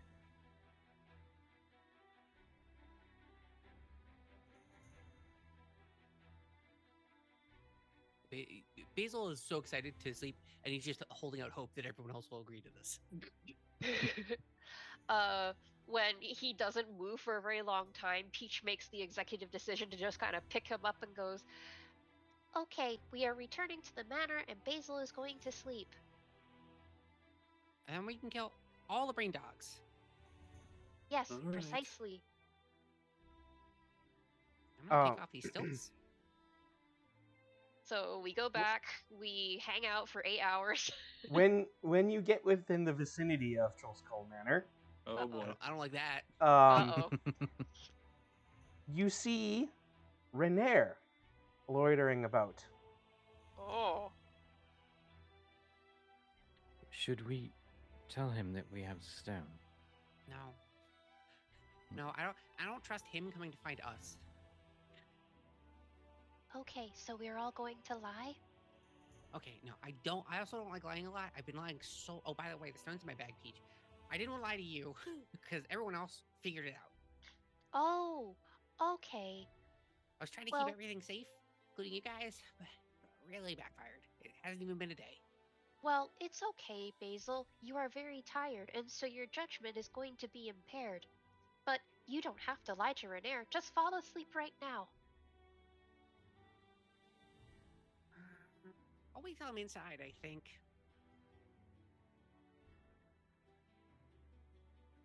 So then, Renair will see you folks approaching Mhm.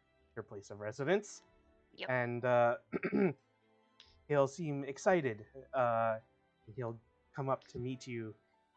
Says, "Ah, my friends, I keep hearing of your exploits. That you seem to be getting into many situations.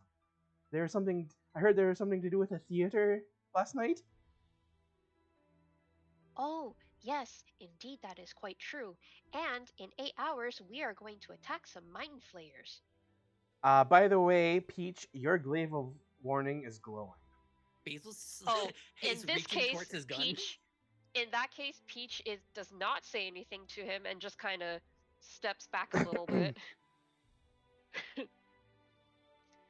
It's like, oh, what a warm welcome from you. What do you wish to discuss? Well, I want to hear the story of whatever happened last night.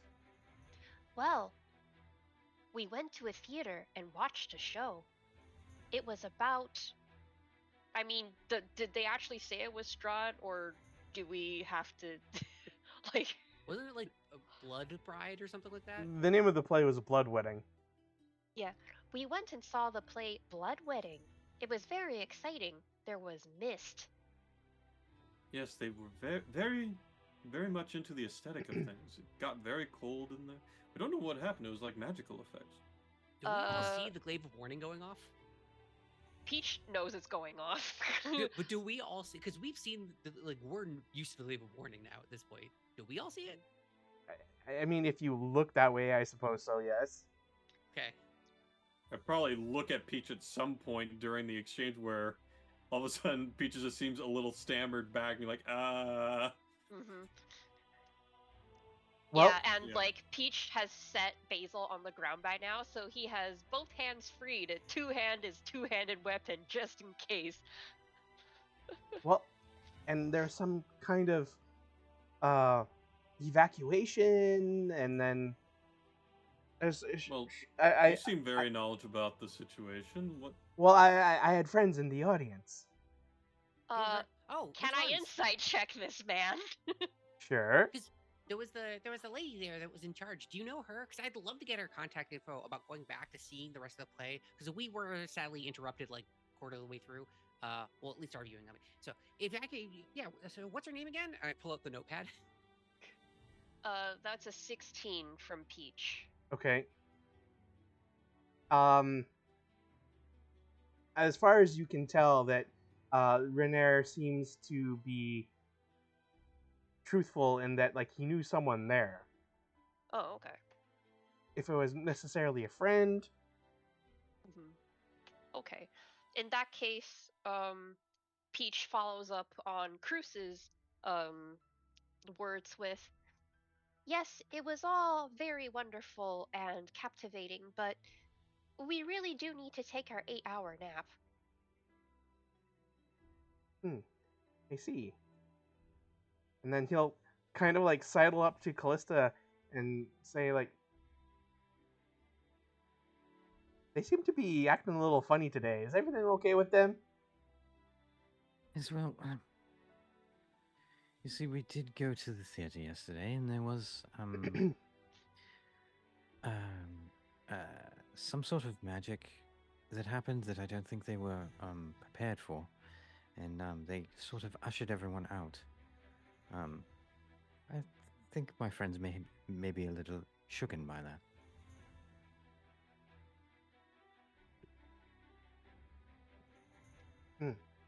See. Well, I sure would love to hear more stories of your recent exploits. Have you had any success in figuring out anything more about what happened with the, the explosion and all the people involved with that, and chasing down all of that stuff? Well, we did find a Nimblewright that blew us up, and we just returned it to the Temple of Gone, so maybe they will know what it did. Well, specifically, I mean. Yes, unfortunately, apparently, someone who we're not sure of, gave the stone to the Nimblewright, and there was an attack, and the Nimblewright made off with the stone and then handed it off to somebody else, but we're not sure who. We're still looking into things. Okay. Huh. How's my glaive? It's still glowing. Uh, So And you only said the stone, right? No one's ever said the phrase "stone of galore" out loud no. besides him. Right. I don't think he's even said it. Well, I suppose I'll let you go about your day. We should get together for drinks sometime. Oh, Sir Basil. And he'll like kind of like put his arms on his hands like around Basil's like shoulders and whatever, and make sure that No. he Can I stands. sit in all that? Basil's stepping away He'll from try that. to. He'll try to. Well, Peach is immediately in the way, just immediately. He just bamps his echo Sorry. in between them and is like, "No." sorry, I've been tossed around a lot. Sorry, that's I listen. When you're in this line of work, you learn really quick. Oh man, it's super bad on the mental, right?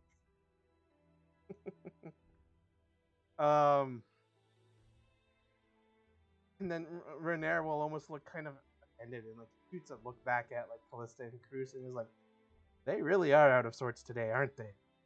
And then he'll turn around and start to leave. They've been through a lot, yes.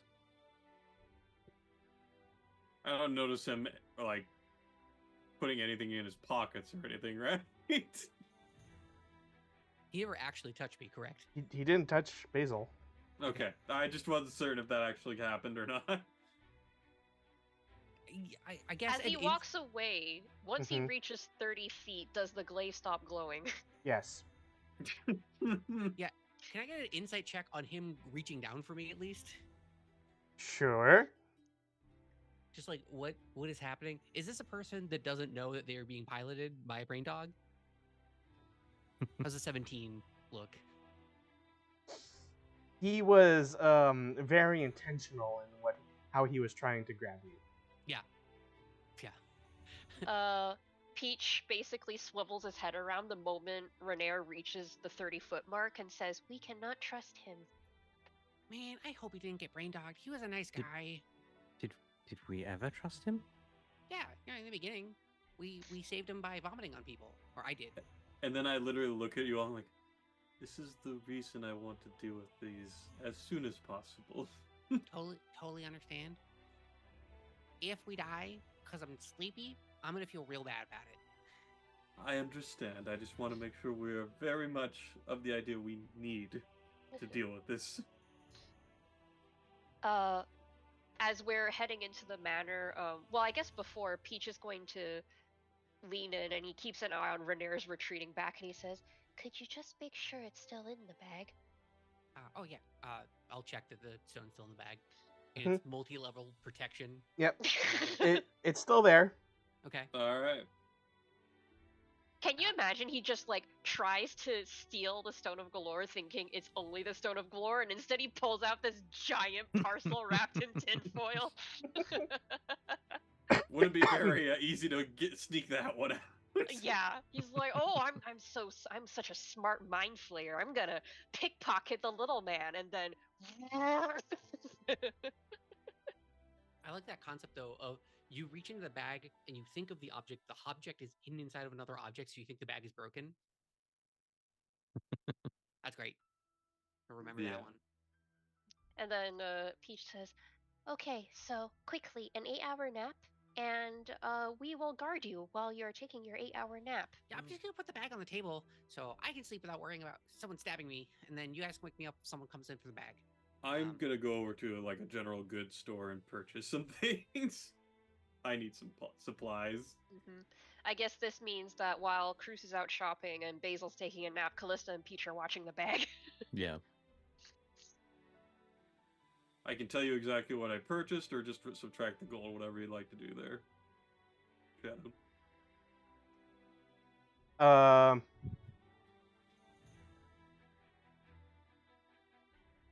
Yeah, just subtract, I guess. All right, cool. Yeah, so the last time we talked to Renair though was so long ago. Yeah, it was when I think we asked him briefly about the Grail Huns before Yep. literally everything terrible happened. Like that's when It we was. last talked to him. So That's a bummer. It was like just after the explosion and before trying to go to the Growlhounds. yeah. And if we kill all the mind flayers, the brain dogs don't turn back into brains, correct? No. No. Yeah, that's a bummer, dude. That feels bad. It could Well, have been I someone mean- disguised. I mean, now we can tell the Blackstaff after we get rid of all the brain dogs that Renair has probably been brain dogged. Yeah. I feel like I'm in a 400,000 game of werewolf, and like 2/3 of the game are werewolves actively trying to kill the other 1/3. I can't wait That's for what it feels the like. opportunity for Shadow to just go like, I'm gonna throw a false Hydra at you guys and see how you deal with it. I ran an entire one shot of that, and it was brutal. It was absolutely brutal. Because we would panic at everything. It's like, all right, that has to be it. It's that, right? Literally murdering thousands of people.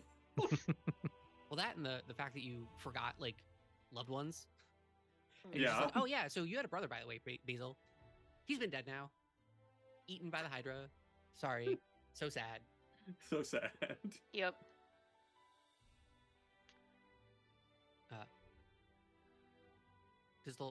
Okay, so Shadow, does the long rest happen, or Yep. Long rest Okay. happens.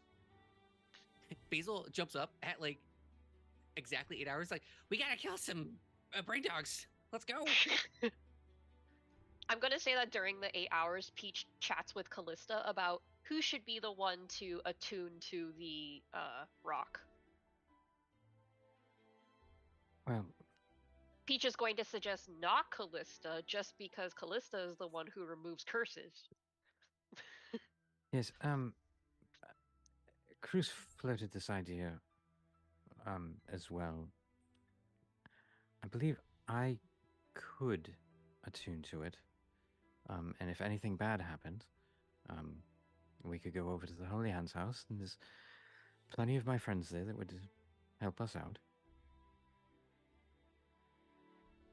I also think Basil might, as neurotic as he is, I think Basil might be all right attuning to it as well. Oh. Well, He doesn't seem like the sort that wants to, though. well, I don't know if I would be any good at attuning to it, but I could try if nobody else wants to. What with your fighting prowess? I'm not entirely sure I would want you to. Oh, that is very true. Yes, if it is this creature that you say it is, and it could perhaps take you over, yes, I would not want to fight you or your echo to try to get you back. Oh, yes. I will protect whoever needs protecting when we get to the attuning part. That sounds good. For now, And then that's when Basil crashes in through the door, yelling about brain dogs. For now, let us just focus on the task ahead. All right. So, after your long rest, and you decide to go on the mission to hunt down brain dogs and mind flayers. Yep. What kind of lead would you expect to use? Like you don't know how to get to the Xanathar's lair. Well, We know did. all we know about that is the yellow arrows. Yeah. Yeah, and there was that one point in time where we were in the sewers and we kept getting led towards, like when we were with Maloon. Mm-hmm. We did see arrows pointing towards the rich people district, I think it was. Let me. Oh, I've been holding on to this. Callista, do you want a Wand of the War Mage +2? I don't know if that works for. I know you're a spellcaster. I don't know if that works as like in place of anything. But I lifted it off the guy in Blue Alley, and I just been sitting on it. What does it do? So while holding this wand, you get a bonus spell attack roll. So it'd be +2, right? So bonus to a spell attack roll, determined by the wand's rarity, and in addition, you gain half cover when making a spell attack roll. Oh no, sorry, you ignore half cover. Do I have to attune to it? Yeah. Yeah, Yeah, Oh, I that's don't the have a bummer. lot of attunement slots. yeah, the I'd have to lose something. I mean, I suppose I have. I could probably lose the.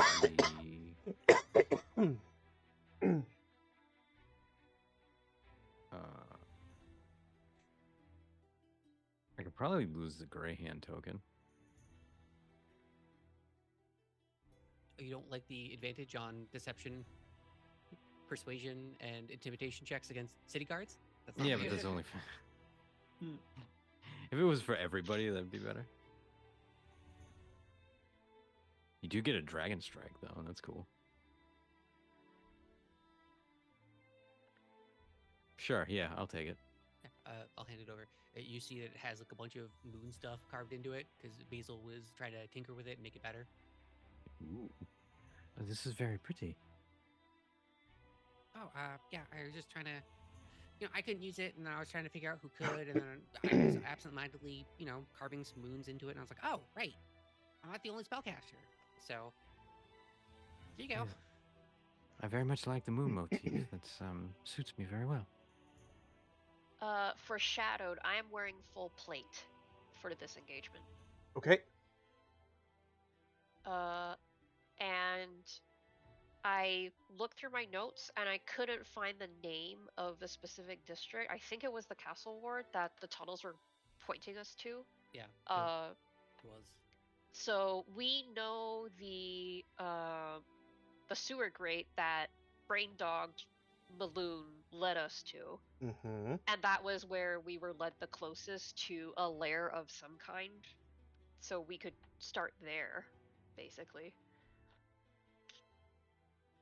Okay.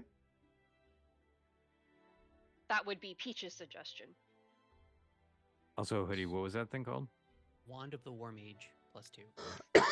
Well, that's better than any other lead we have right now.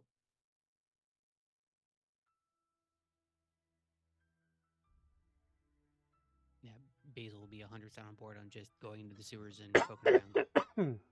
Well, let's definitely try to avoid being in the sewers as long as possible, and at least drop in where it's going to require less walking in the sewers. Yeah, wasn't You, if I I mean- recall correctly, wasn't a lot of the yellow pointing towards Castle Waterdeep?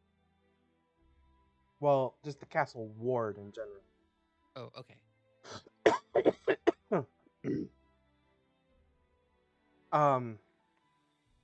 You do have like contacts and people that you could ask for information as to if anyone might have any leads to how to get there. My first thought was the horrible surfer Oh. man we hate. We could Or the talk to- Emerald Enclave. Yeah. The yawning portal is closer to us though than the Emerald Enclave, correct?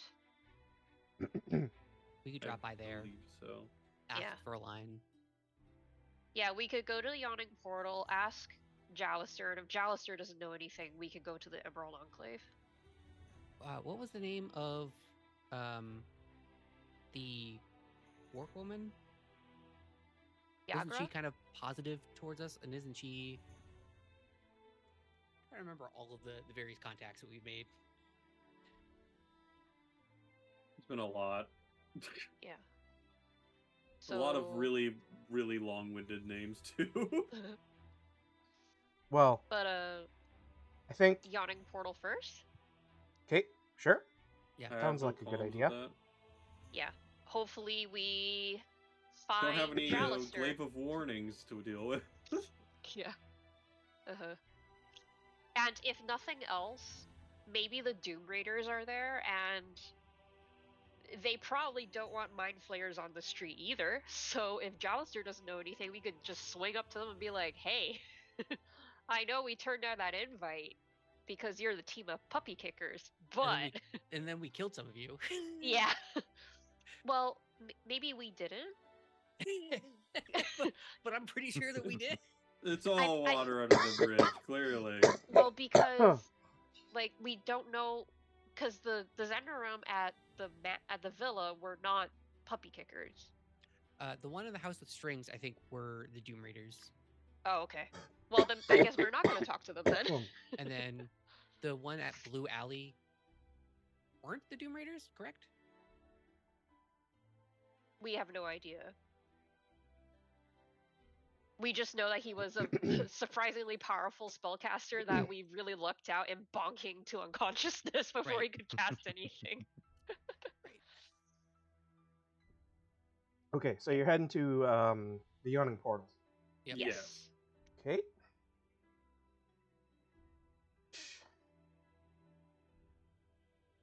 Down past the castle ward. Okay. You will arrive there, and on the main floor, you will see Jalister at a table drinking with Maloon Wardrag. Oh, Well, hold on now. Well, he's no longer rain dogged, so that's good. Yeah. Peach brightens to see Maloon. Does he have the fancy axe? Does have the fancy axe. Okay. Given our history with the fancy axe, Peach brightens up significantly and says, "Oh, it seems the Blackstaff made Maloon all better." That's good. It's quite a tragic scene, and the fact that we... Let's not get into what we did prior to finding out he was actually... Okay, well, I'm just gonna be quiet. Peach, meanwhile, has gone up to them and says, "Hello." And then they'll both just kind of look up at Peach. Oh, hi. You've come at an interesting time. Oh, why is it interesting? Well, this is Jalister speaking. Went by Renair's house today. It had been ransacked and he's missing. Oh, well, we have some very bad news for you about that. Yeah. Dang it. What? What do you mean, bad news? Well, he came to speak with us today, and he asked He, many invasive questions. he came to speak with you. Yes, It wasn't good. when he came to speak with us, my father's gift to me warned me of his presence, and then he taps the glaive of warding over his shoulder. So, we suspect him. He also tried to get, like, way too close to me because I have, a sack. It doesn't matter. He tried to get too close. He tried to steal something from Yeah. him. I mean, it was bad. It was bad. He's probably, rain dogged. Yes, and we have been tasked by the Black Staff to eliminate the source of these creatures. That is why we came here to see you. We thought perhaps you know something. Well, brain dogs, yeah, as you call them, intellect devourers, things that took over Maloon. Kind of odds. Well, they're controlled by, or at least allied with, the Xanathar. I know of a way to get into the Xanathar's lair. Oh. Just Basil raises his arms and looks around. We did it. We're supposed to do it, guys. We're gonna Something do tells this. me something tells me it's not going to be easy. It definitely wouldn't be easy. Well, it is called a lair. But there was evidence of the ransacking at Renair's house that, well, I don't think it was the Xanathar Guild that took him. Oh? Well, who do you think took him then? You see all the question marks drift across Peach's head. I think it's whoever is the mysterious person that is the head of the Zentarum is ultimately responsible. The Wait, Zentarum? so Well, Why would they involve Illithid? well, we don't know. I didn't get to look at him with my magic goggles, so I couldn't tell what part of him, because it could have just been a disguise. We've seen a lot of full body disguises. So many of those people have such weird disguises that they use. So, yeah, dang it, I don't like that either. well, in that case, that is a complication we will have to deal with after we eliminate the brain dogs.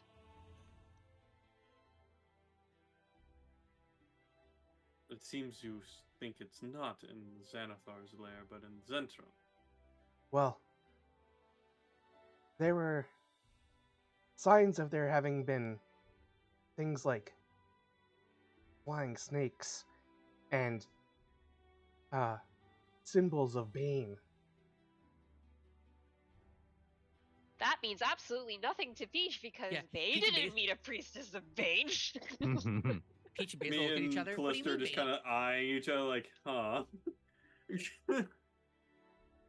Yes, no, I understand, Chris. I should have shot that bitch twice. Just a quick double tap, as it were. Yes. Anyway, you're gonna go try and kill a mind flayer and some intellect devourers? Oh, we're not Oh, going so to there is a try. mind flare. We are going to. Oh yeah. No, we're Well, gonna I kill mean, like, mind flayers are what create intellect devourers. That's true. There- All right. There must be one in, at least allied, if not employed by the Xanathar. Oh, Well, we've seen him. we saw one a very long time ago. Yes, about Oh yeah, I think 4 Renair weeks. told me about that. yes, 10 days or so ago, roughly, when we first met. Well, And then Maloon finally pops up and he says, "Well, if you're going to go fight brain dogs, as you call them, the things that took over me, I'm coming with you." oh, that is lovely. It would be great to fight alongside you while you do not have a brain dog in your head. Yeah. Are you sure, though? I mean, I'm all for the assistance, but you just recovered. I'd hate for you to be at risk again. Are you kidding? I'm the best I've felt in years. Yeah, we All we right. brain dogged him. He should be great. Oh, and how is your axe? Your axe was very friendly. As your edge is saying, it's such a pleasure to be back with the real me. Oh, that is very good. And then he like And- lifts it up with like so easily. He's like, "We're ready to kill some shit." All right. Look, Basil's We like you the know, enthusiasm. I like this guy now. That's great. I'm about this. Yeah. Peach says, well, if we're going to Xanathar's lair, I would like to quickly send a message to my father to let him know that I am disappearing there, just in case I perish. Just so I'm clear, this is Zentrum we're going towards, isn't it? Xanathar. Oh, okay. I thought you were saying that the Zentrum were involved in this. Zentrum No, seem to be responsible for what's going on with Renair. Mm-hmm. Got it. Xanathar is the beholder with the mind flare and the brain dogs And the goldfish. and the And the goldfish. goldfish. And Yeah. the goldfish, yeah. But Don't I forget Very the mean, important. we should, if we can go and successfully do whatever we need to do at this base tonight, and it goes good, we should think about trying to focus in on like what's going on with Bernaire, because I don't want Bernaire to have been compromised. He was really nice to us, and he kind of helped us out a little bit to get on our feet. So Yes, I agree. Excuse me, I'm going to send a message to my father in the event of my death. And he steps outside the yawning portal to send a message to his dad. Okay. Just to be like, hey yo, going to the Xanathar's lair to kill some brain dogs, kill a mind flayer. I hope I don't die. If I die, sorry, Dad. You know, that kind of message. Okay. I will go over and talk to Basil and Callista in the meantime, and I hand them each a flask, and the flask itself seems to have a burning fire within it. You each have an alchemist fire. oh, right, okay, We might need this for the nest. okay. So you're stepping on my territory, is what's going on here. I figured this would be a good idea to have, because it's nice to have some firepower for these little devils. I just didn't realize that you had set up a different alchemy station somewhere else in the. I literally went to the person you worked for. Oh. Oh, okay. Oh, well, thanks. That's actually great. Okay, so you didn't set up another alchemy station in our house, correct? No. Oh, I that's great. literally purchased these today. That's awesome. You know, just as I was finding my footing as being the alchemist group, I just didn't want another person to come in and snatch that from me like they do every other time. So, great. Thank you. I'll use this. Yeah. Strapped it to his belt. So, We almost dropped right back into a 4-person party right there. so this is a weapon then. It's something you can essentially throw at an object and it would coat them in an adhesive that burns. Oh, how disappointing. It's fantasy napalm, I thought- basically. Callista would thought- love this. I thought it was a drink. I would can- not recommend drinking that. You can, if you have immunity to fire, you can drink it. It's very famous for being like a fun party, like a bad thing at a party. I haven't been to a lot of parties. I'm just going off of what rumors have told me. A bad thing as in fun or Like a bad punishment, thing- like a punishment game or something where like you spin something. Listen, they talk a lot about what parties are and how to have fun at them, and there's like a lot of kissing, and I don't understand Are you any of that. talking about spin the alchemist flask? Maybe once again, most of my time was in a closet with mops and brooms and dead bodies. So maybe If you're looking for a drink, I'll make sure to get you a nice stiff drink at the end of this adventure. How about that, Callista? or if you get immunity to fire, try it then. I would still not recommend it. Sounds like it'd be incredibly painful. Peach comes back. Do I hear back from my dad? You do not get a message back. No. Oh. Then Peach comes back and he looks a little dejected. He did say that you should keep communication to a minimum. He's still dejected, okay? He's 3 years old. Uh-huh. He's a growing boy. He comes back dejected. Then he comes back and he says, I am ready to fight some mind flayers now. Don't worry, we'll deal with them as soon as we can. And I have a feeling with Maloon here, it'll be that much easier to deal with it. This Yeah. guy looks strong. All right. Strong lad. So, the Lord's Alliance has been keeping an eye on an old abandoned estate in the Oh. Castle Ward, Mhm. and it seems that there is a staircase in its basement that connects down into the sewers that leads to the Xanathar's lair. At least we're pretty sure it does, based on our monitoring and seeing agents of the Xanathar Guild coming and going via that route. Cool. So I can lead you to this abandoned estate. Right, but no nobles live there currently, correct? So we can't get in trouble for hurting nobles again, right? No, I'm pretty sure you'll be safe. Well, in terms of Whew. running afoul of any nobles, can't guarantee you any safety with regards to beholders, mind flayers, brain dogs, hobgoblins, kobolds, bugbears, whatever the Xanathar has in store. That seems oddly specific. That was a pretty long list. I like But the idea. That okay, he just I'm keeps right there going. with you. Let's go. Uh-huh. Basically through the whole like monster manual. Yeah. We're Young- walking there and he's still listing through all the monsters in the It's monster manual. Young blue dragons, young red dragons, young Yeah. I he's, didn't know Sawagons could live down there. Yeah. he's like Bubba with how you can cook shrimp.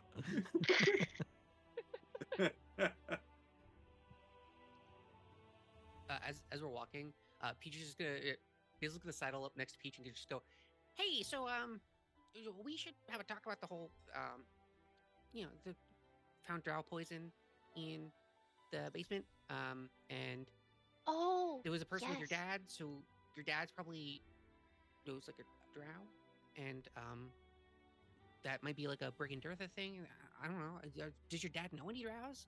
Just trying to make this all make sense." Peach pauses and he thinks about it. And he thinks about it. And he says, "You know, I actually don't know." I mean, yeah, you're pretty close with your dad, but like, how close are you with your dad's? Like, do you know your dad's friends even? Does your dad have friends? Well, you My see, dad have that's the friends? thing. I keep telling my dad that he needs to have friends, but then he says things like, "Friends die, Peach," and that is very depressing. Except he doesn't say depressing. He just says, "Friends die, Peach," and then that's all he says. See, my dad just says that friends are a good gateway to money. So yours sounds somehow more healthy than that. Wow. Okay. What was my question? Oh yeah, something about the drow poison. Just if you see a drow hanging around your dad, be careful. I guess I don't want something to happen to you. Should I be Oh. having you do some insight versus deception here? See, I thought about it, and then because we talked about this at the break, and then I was like, Basil has always trusted Peach like 100%. I don't think Basil would look for anything here. Okay. Yep. And also, Peach trusts his dad 100%. So Peach does not know that his Yeah, dad knows The two drow. 100% trusting friends have daisy chained each other and just Yeah. no information to share besides Yeah. that. And then Peach says something like, "But, if he did know drow, I mean in a friend way, I would like to think that he would tell me." Well, isn't that scary? Like, aren't drows like super scary? Well, like, Yet, that's the thing. It would be very weird if he was, well, he's scary, and drow are scary. Basil's like, huh, okay. And then Peach kind of swivels his head a little bit and he says, "Well, you know how my father is very, very good at turning things into money?" Oh yeah, because he runs the shop, right? Yeah. "Yeah, well, the thing is because, well, before he became a jeweler, he had to be a mercenary, and that was very depressing for him. He hated it. So that is partly why he gives a lot of his money away, so other people don't need to live like that. They can have good lives and settled lives, the Right. kind of lives that they like.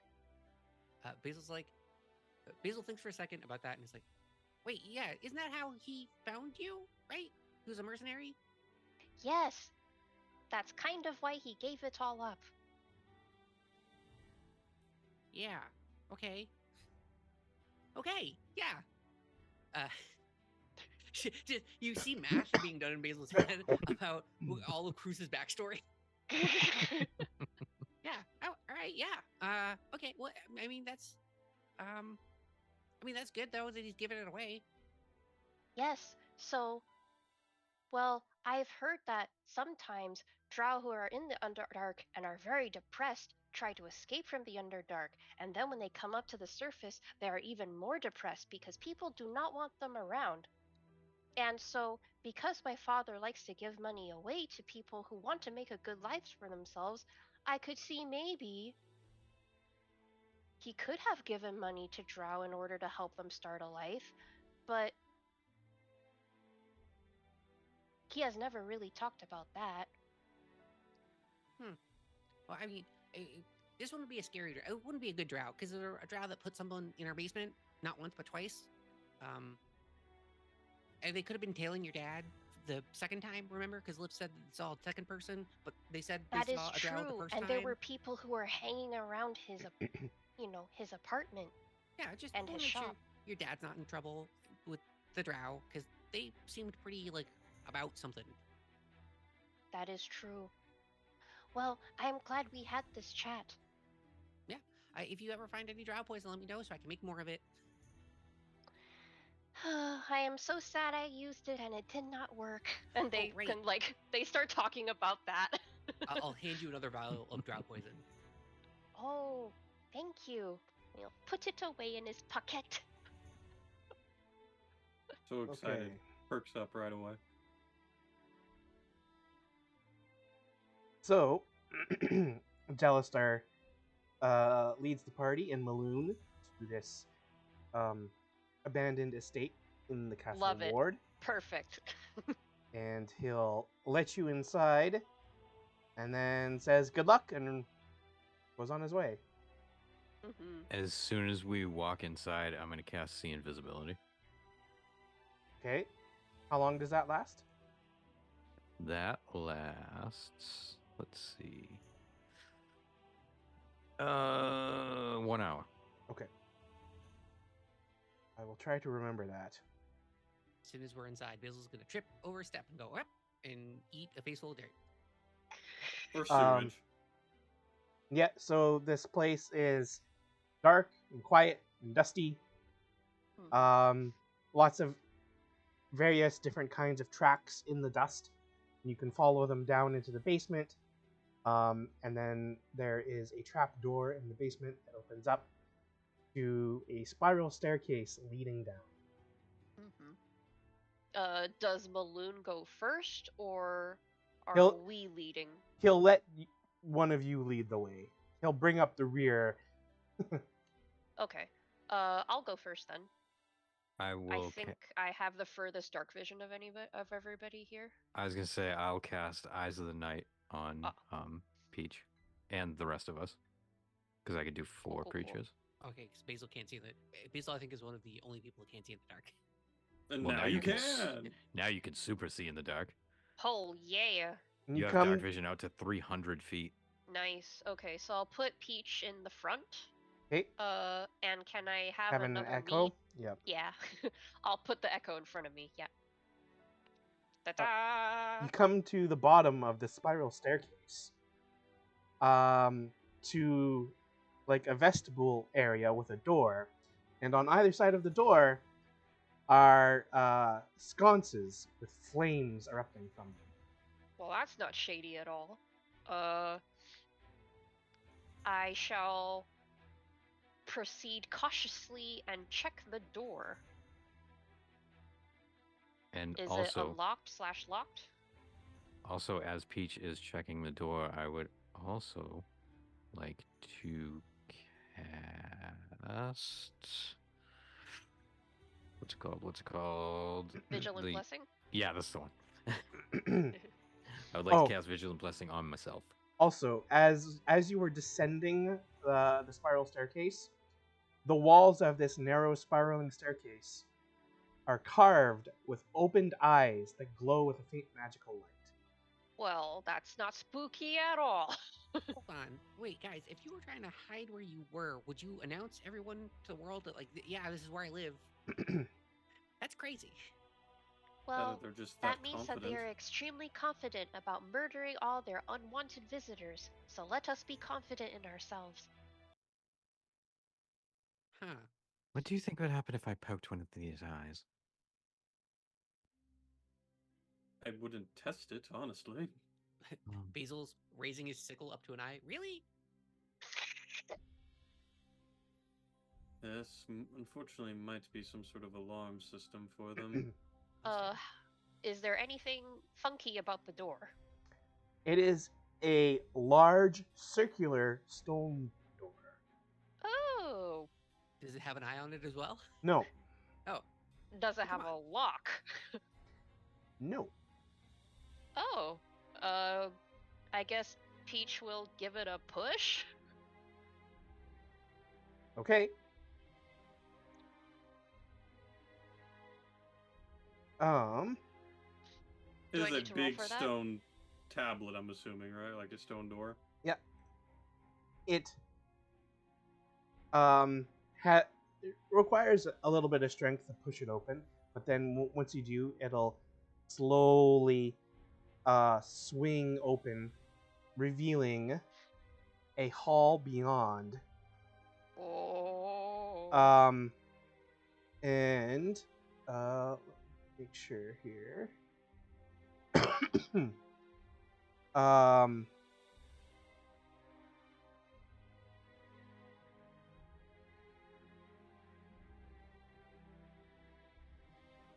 Yeah, so it is a circular slab of stone, this door, 8 feet in diameter and 6 inches thick, stone hinges on one side. Nice.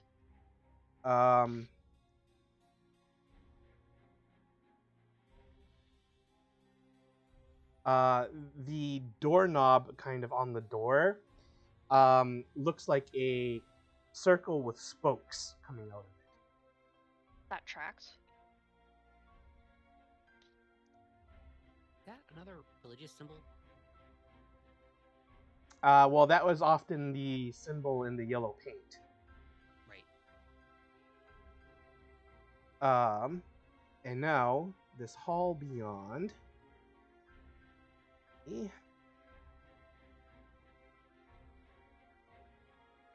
Feel this much?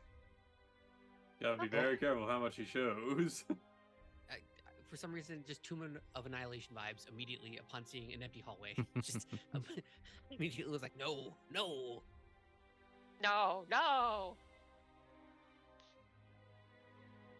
Okay. So, since this is a hallway, the ceiling is 15 feet high. Okay. There are again sconces along the wall that have magical flame coming up from them. Okay. And carved all along the wall from floor to ceiling all over the place are shapes of all are eyes of all shapes and sizes. Many Not creepy. of these eyes have stone eyelids that open and close at strange intervals. Oh, this is a very magical place indeed. Does anybody else get the feeling that we're being watched? Just Well- a little bit. Everything is made of eyes.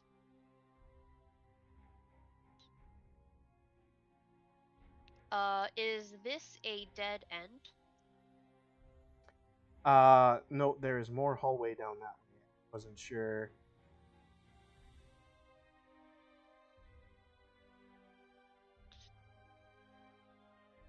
And also, So So someone had to come down here and carve the stone eyelids? It seems like a crazy job. Peach is going to look around and say, well, it seems like we have to choose which way to go.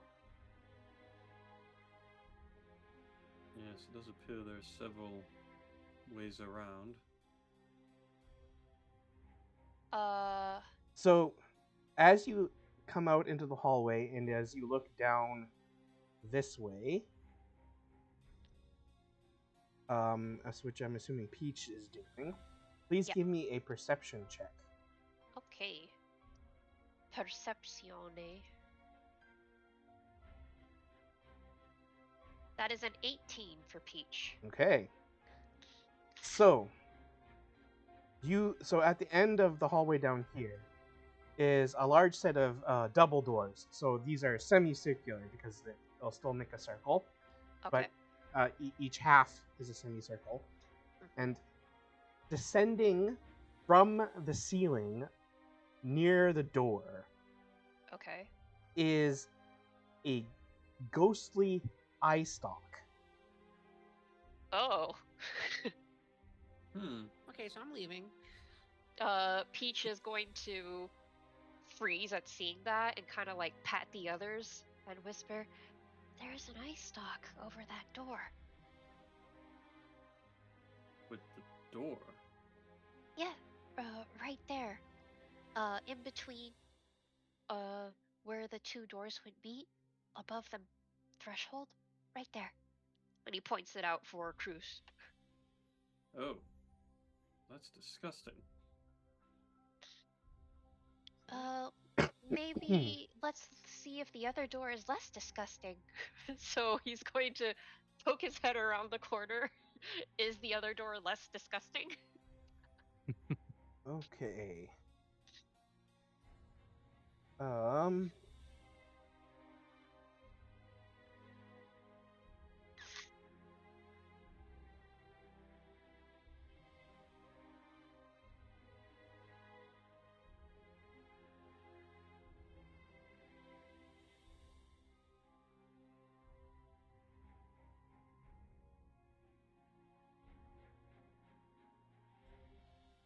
So up there is just a singular circle stone door. Again, with that kind of door handle on it. You do not see any ghostly eye stalks near that door. Okay. Peach will whisper to the rest of the party that maybe we should go through this door first because the other one is very disgusting. Agreed. So, do you think they're circle doors? Because if you saw an eye stalker's eyes here, the beholder that we saw, right? Like, do you think that really exists? Maybe. Or is this just an elaborate ploy by a bunch of people who are like cosplaying as a beholder? When Illithid are It's- involved, never expect it to be just so simple. Peach will, as this conversation is going on, very quietly open this door, or at least attempt to. Okay. You are able to open the door. Basil, I would put my money on someone cosplaying as a beholder. There's probably nothing to worry about. That would be awesome. Maloon, have you fought a beholder? Do you know what that is? What can they do? Well, I know what a beholder is supposed to be like. I've not fought one myself. Oh, buckle up. So Well, I send my echo ahead we're of me we're as not we go down this. fighting the Xanathar. I thought we were just here to, put it into the mind flare and his brain dogs, Oh, yeah. and then get out. Listen, I would love it if that were only what's going to happen here. But you see the circle doors and the eyes that are blinking everywhere, right? Well, yes. That seems kind of suspicious to me. Like, certainly a place like this will have all sorts of manner of, well, I mean, I guess if they have agents who come and go, maybe it won't be trapped. Perhaps there are secret passages that allow only those who know about them to come and go from various places. Should we be looking for such things? Yeah, it's a great idea. I take out a second glass gun and I just point it, the Wand of Secrets, just in this hallway, and I fire it. Remind me what that Wand of Secret. Wand of Secrets reveals that I have to find it first. I know it. Wand of Secrets. 3 charges. You can use an action to expend one of its charges. If a secret door or trap is within 30 feet of you, it pulses and points at the nearest one to you. Okay. 30 feet, eh? Okay. I'd walk to the center just before I do like here Sure. before doing anything like that. Okay, you get a pulse over here. Oh, hey, Lou. Good looking out. Oh. I'll quickly run So- over, put a thing there, and then run back. Do you think there's a secret door over there? Oh, yeah, there definitely is. I'll holster the gun again. Yeah, magic wands. You just gotta invest in them. They're such a good thing. Do you want to check it out, Malone? I'll go with you. Well, we should make sure that everyone's like on board. I don't. They're like super Yeah. up there doing something with the door. I think. Well, we should all stick together, but at least we made a note of it. We can come back and check it later. All right. Where was the spot exactly? Can I mark that down? Right here. Just takes a blue sticky note and puts it right on one of the I- eyeballs. Should be actually that can be that. I can adjust the position of that a little bit. Let me erase the thing that I made, please, video game. There you go. I got it. Okay, thank you. Wrong one. Yep. Bound to happen.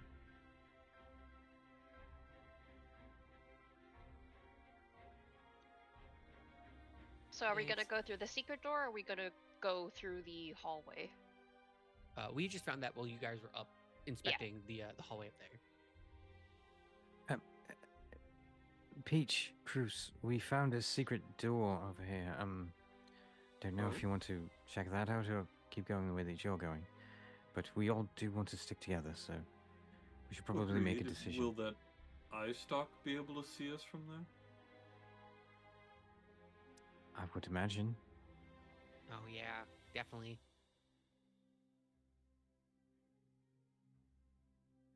Well, if we are afraid that the disgusting thing will see us, maybe we should go down the hall. Yeah. Why don't I we mean, check I out could- first? I could obstruct its vision, but I don't know how well that would really work. And then we would also have obstructed vision, though. You understand that Well, when what you I'm cast saying Fog is I Cloud, could it's go like- ahead and cast it right where it's at and only there, and it won't be able to see out of it. Okay. Well, I've really dinged my knee up in the past few days with Fog Cloud, so I'm just Hey, it's been very useful. yeah. You're a little quick on the draw. What can I Sometimes. say? It sounds like that we do want to go down this hallway instead of the secret door for now. Yeah, we marked the secret door, and then Basil ran back very quickly. Yeah, Uh, so probably I have a 120-foot cast range on it, so let me just make sure. Oh yeah, I can very easily. So I'd probably choose a point in space in front of the eye stalk that Peach pointed out. Oh, right so we are around going through here. the secret Wait. door now? Yeah. Are we doing the hall or secret door? That is up to you guys. I can use the fog cloud or not. Let's save the spell slot. Okay. Because I don't know what we're gonna walk into. All right, fair enough. Also, if there is a mind flayer at the end of this, I would love for you to have all the spell slots. All right. Yeah, so Peach will listen at this door and I guess attempt to open it if there is nothing behind it that he can hear. You're asking if Peach can hear something. Give me a perception check. Okay,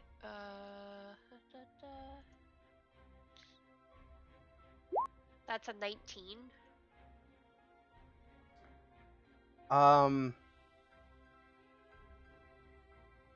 You can hear what kind of sounds like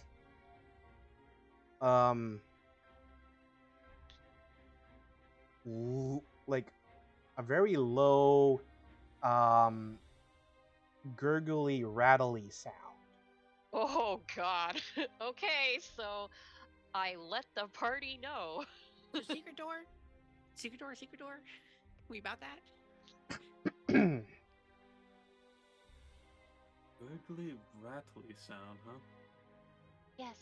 So maybe this is the pool where the brain dogs come from. If brain dogs come from pools. And also, occasionally, you also hear a sound of kind of like a poof, poof. So Peach's mind flayer, freaked out mind is saying, maybe this is where the brain dogs are coming out. Yeah, I have constructed in my mind just a tube that's shooting brain Yeah. dogs into a pool of gunk. Yeah. So Peach says, "Are we ready?" Balloon? Does Yeah. does anything have? Does anybody have anything that can make us more silent or sneaky? Oh, I can literally just silence the door. here. And I will cast Pass Without Trace on everyone. Okay. That should work. And let's stealth through this door. The Okay. stone door, is that what I'm getting The here? stone Yes. door. Stealth through the One stone that would door. very easily make a very rough noise as it grinds against the floor. Fine. Don't worry about it. Okay. So we all roll stealth, I guess. Well, Yeah, there's no stealth with a door like that. it won't really matter. Okay, cool. Oh, close it, close it, close it. Close the door. Well, Jesus. Huh. So you open the door, Uh-huh. and then staring down at you basically is what appears to be a beholder, but it is decaying and rotting. Oh. And its eye seems to kind of have almost gone partially black. It's milky white. Okay. And surrounding it are these what almost look like immature holders at first glance. Uh-huh. But I'm like, okay, baby beholders.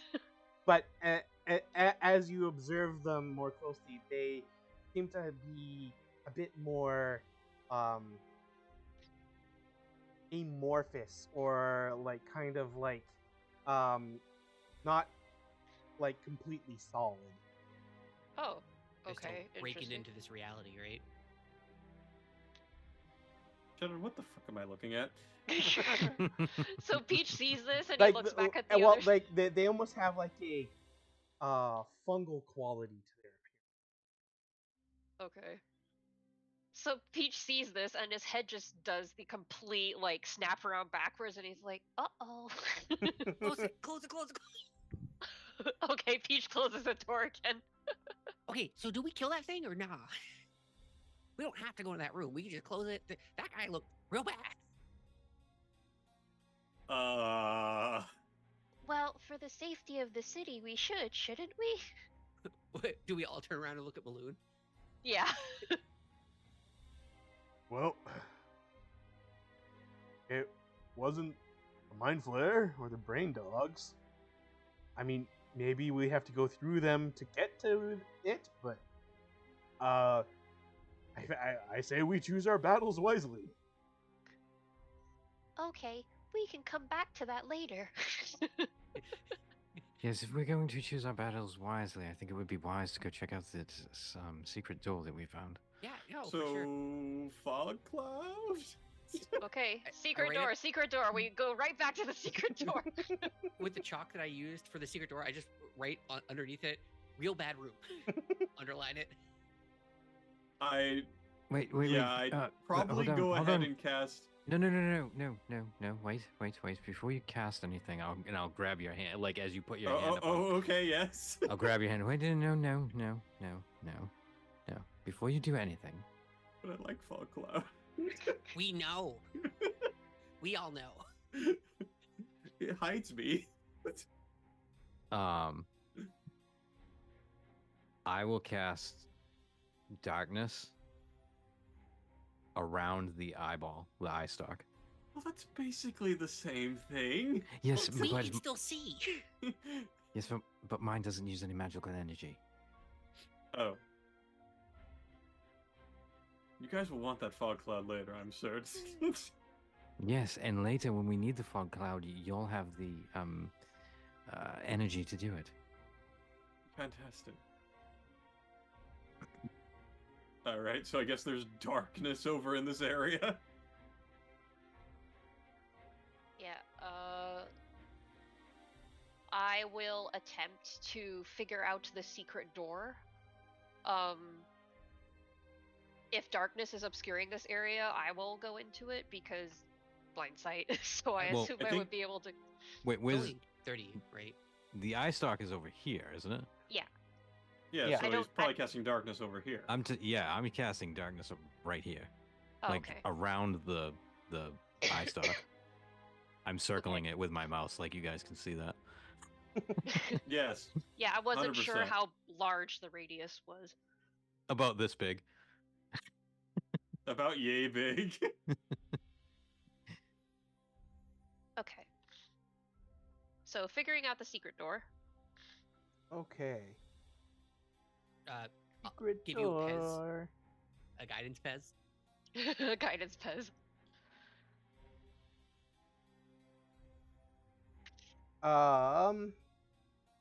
Please give me either perception or investigation check. I will do perception. I do have a pretty good investigation if we need it. 21. That's pretty good. Okay, so you Great. are able to find a one of the nearby eye carvings that like can be pushed in, and when that is done, then the secret door swings inward, like away from the hallway you're currently in. I will send my echo ahead of us, as per usual. Okay. As we peer in, so do you guys think that that's going to be 4 more beholders that are feeding off the one that's dying? Or is that like children and we don't have to worry about them and they're going to go away? So it reveals a hallway have that no idea. curves. Uh-huh. See, this is looking even worse than where we just were.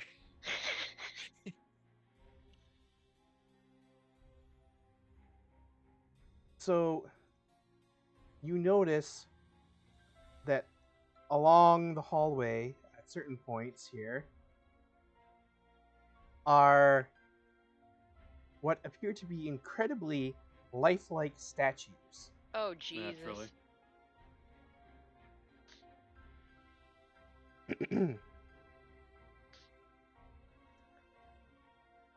Some of the ones you come across as you, or well, that you can see just from where you are currently in the hallway.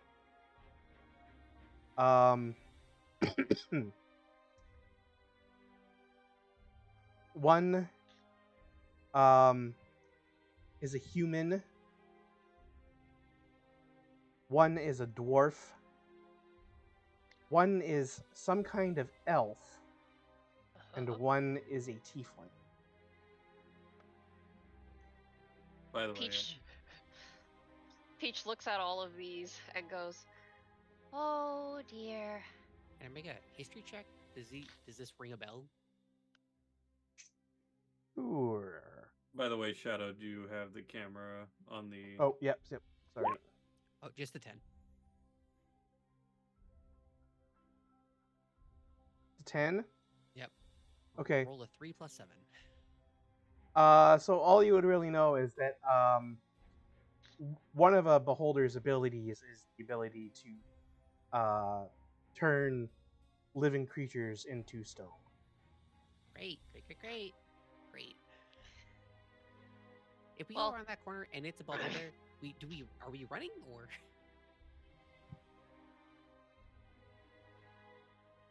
I guess we would be.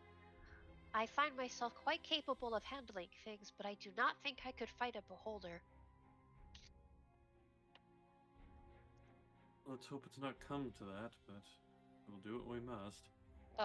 But definitely after Basil mentions the turning people to stone thing, Peach keeps a healthier distance from his echo. I can send it out 30 feet in front of me, so Okay. maybe there's like that level of lead distance. I'm just gonna measure how far this is. In regular feet. lighting conditions, how far can characters see generally? 120, I think. Like in not darkness, but in regular like Yeah. bright light. Regular bright light. That's different. I think that's. I don't know. I don't know if there's a rule for that. Because there are again, like these hallways are all just lit by these magical sconces. Several hundred feet is the only thing I can find. Okay.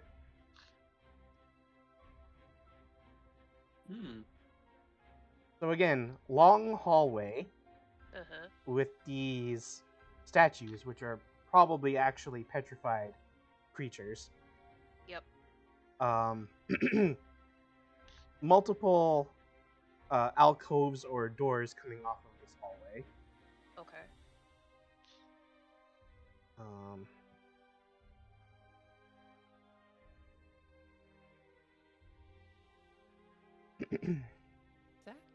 That can't be the guy that cast Shatter on us, can it?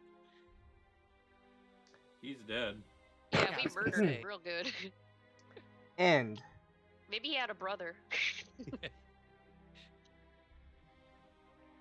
a very small figure in absolutely ridiculous clothing. Uh-oh. Like very motley, kind of like a jester hat. Oh boy. And gray skin, pointed ears, but like barely over 2 feet tall.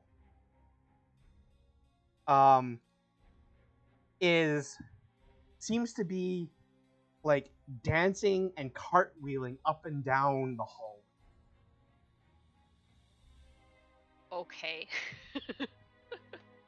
We just run up and stab him. Peach looks at the others in visible confusion.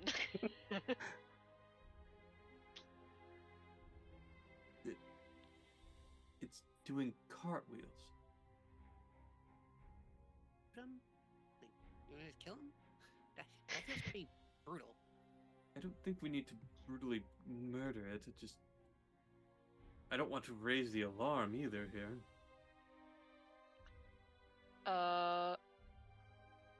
Is there something, a check that I can roll to see if this is a result of magic or something?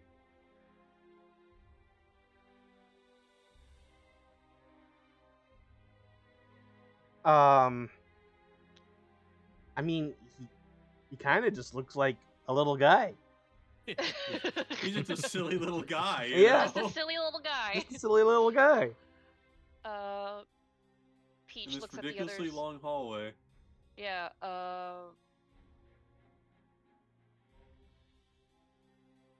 I guess there's no way we can, like, sneak around this dude, can we? Probably not. Peach says, "Do you want me to send my echo out first and see if he responds?" I'm Yeah. pretty sure he's going to respond. Oh, I'm pretty okay. sure it's going to be in some type of slant rhyme or poem or verse. So, just be prepared to deal with that. Okay, well, I'll still make my echo go first. So I'm going to, I guess, creepfully over to the statue and That's 35 feet. Well, I mean, he's cavorting, so Yeah. He's dancing sure- and cartwheeling up and down the hallway, so eventually he'll notice that there are people coming around the corner of the hallway. We're peering, just like heads. And he'll just start laughing as he continues to dance and cartwheel down the hallway, coming towards you. Not a is good my time. is my glaive going? No. Huh. That's worse. That means he's just generally crazy. Peach goes, well, that's interesting, but he still, brings his glaive around just in case. And his echo is in front of him, so he's going to hit the echo first Yeah. if he's coming towards me. So he'll Coming kind of towards like us. land with a flourish in front of the echo. He kind of goes.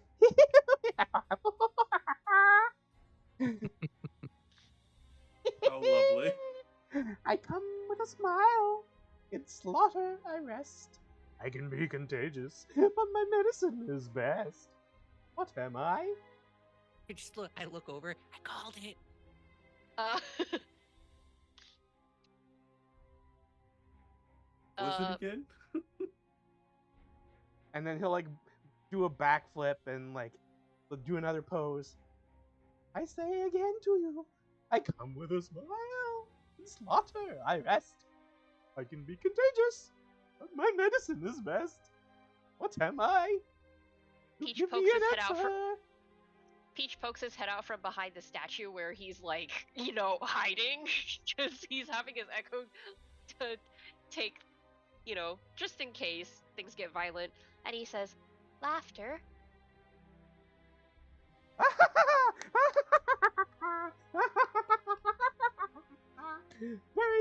Very smart you are.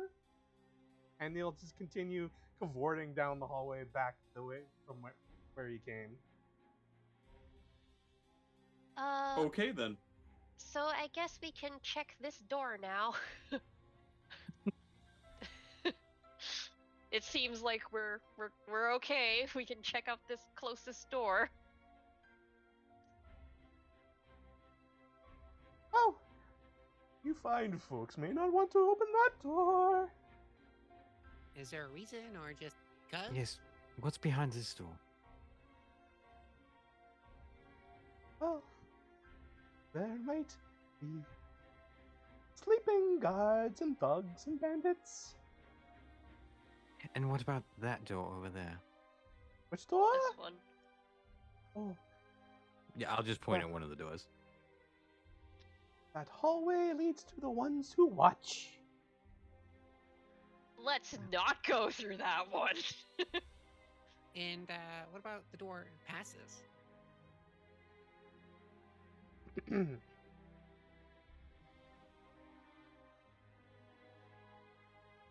um.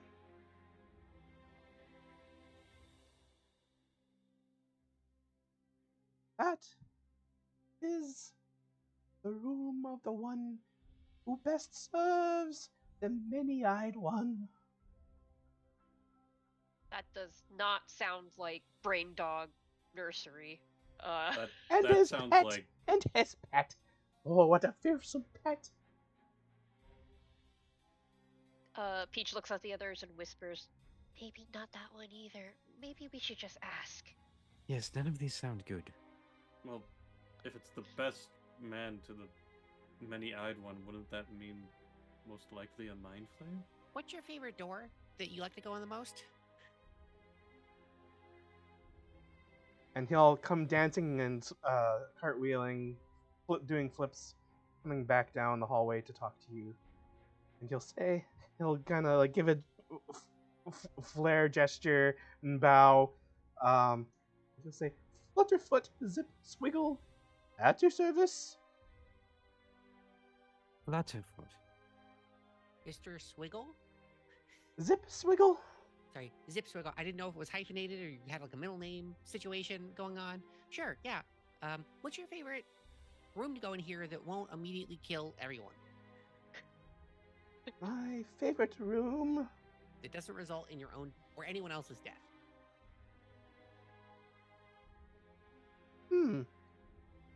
No one's ever asked me what my favorite room here is. That's kind of a shame. Maybe thinking about what's Perhaps the positive kitchen. there. Oh, where's that? Oh, on the lower level. Oh, so we're on like the top floor? Yes.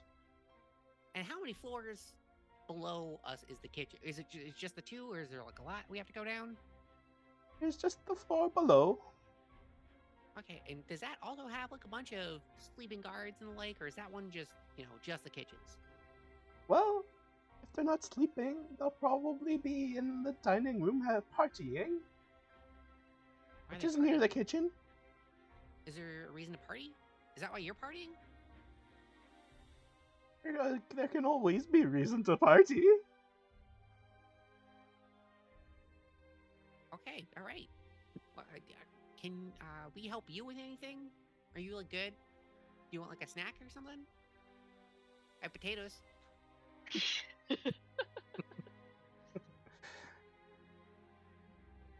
I was brought here to provide entertainment to the Xanathar.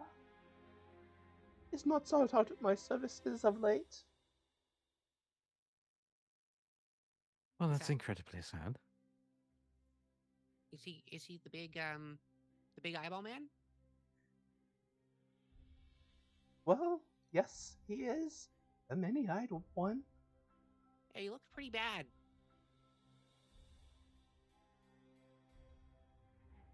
Many eyes does he have? And many eyes does he employ?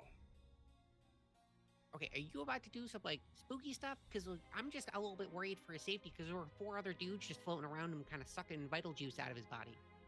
What? Oh, did you come across the undead beholder? Oh, that's what that is. Peach goes, what? Basil's just like, everyone be cool. Yeah. Is that like a good or bad thing? Well, not as strong as the Xanathar, but rumor says perhaps it is one of the Xanathar's past. Or perhaps it is one that came up from the Undermountain below. Oh, great. Great. Well, we left it sleeping, so it can just keep doing its thing. We're not here for a bad time. We're here for a good time. So, Yes, we are here for a very good time. yeah, so we're the brain dogs. Yes, we would love to pet some brain dogs. Says Peach. He's trying to like keep the atmosphere light. Literally anything to get off of the topic of undead beholder. Oh, where we are currently, we are on the opposite side from where the brain-eating one lives and creates his creations. Oh, When- could so you helpful. perhaps take us there? I am not wont to venture far from where I am, but I can give you an idea of the layout of this place. That would be Yes. wonderful.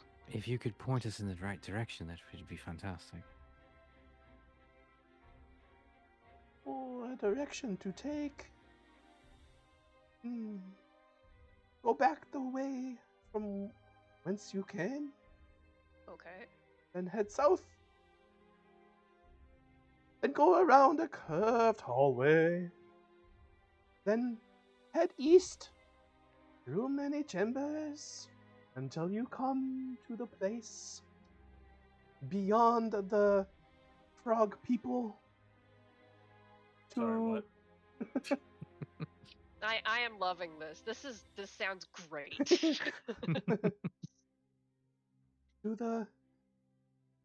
to where the pool and the tentacled brain eater lives.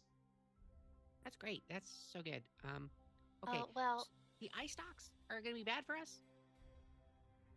Because, so is there like a way that we can get around the eye stalks, or is that just a thing we gotta deal with? Oh, certainly there are those who already know that you are here. Come into the Xanathar's domain. They are Yeah. the ones who watch. Down this hallway.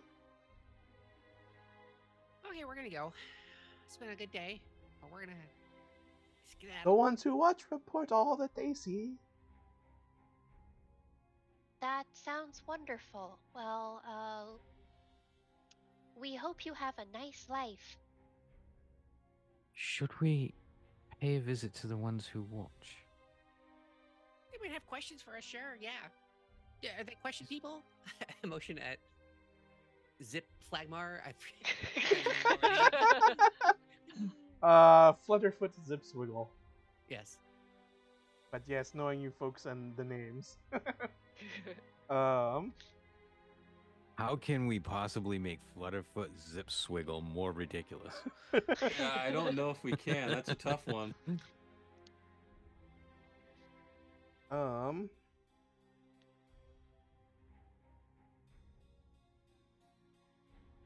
The fluffy shindig.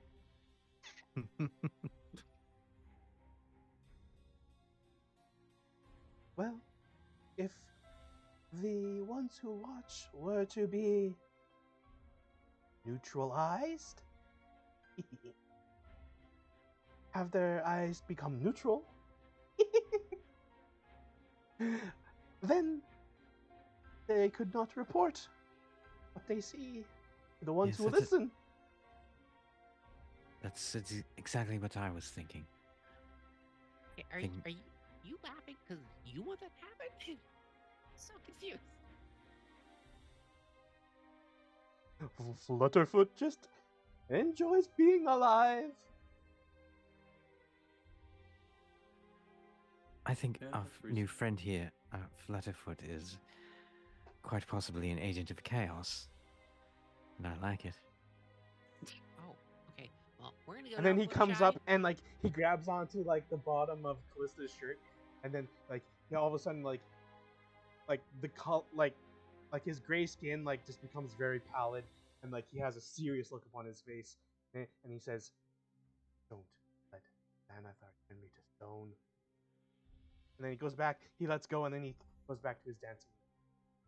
You want to leave here, or like, are you good here?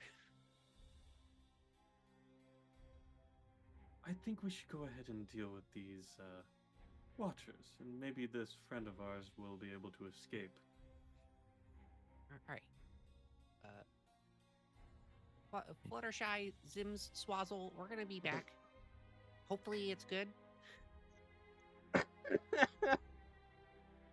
He did it. He found a way. Life finds a way.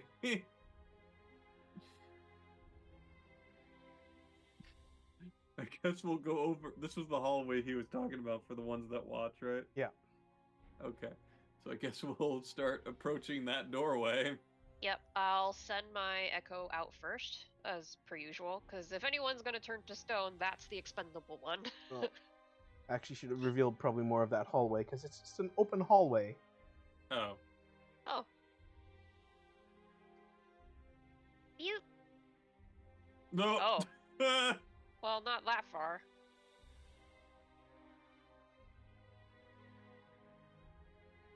Oh, okay. They're just kind of hanging out downtown by themselves. In a evil summoning circle. Yeah. That looks great. Like, I don't know. This is maybe as quintessentially evil as you can get. I think. Yeah, this is major evil. Bald forehead tattoo, standing in an ominous circle. Yep. Yeah. That's about it. Let me see if I can get art for this here. The question is, did we get to them without us noticing them somehow? Because we're literally 30 feet away from this whole conversation.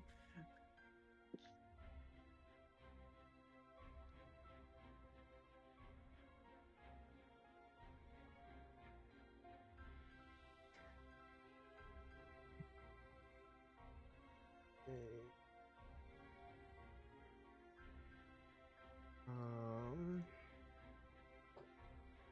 Here, out.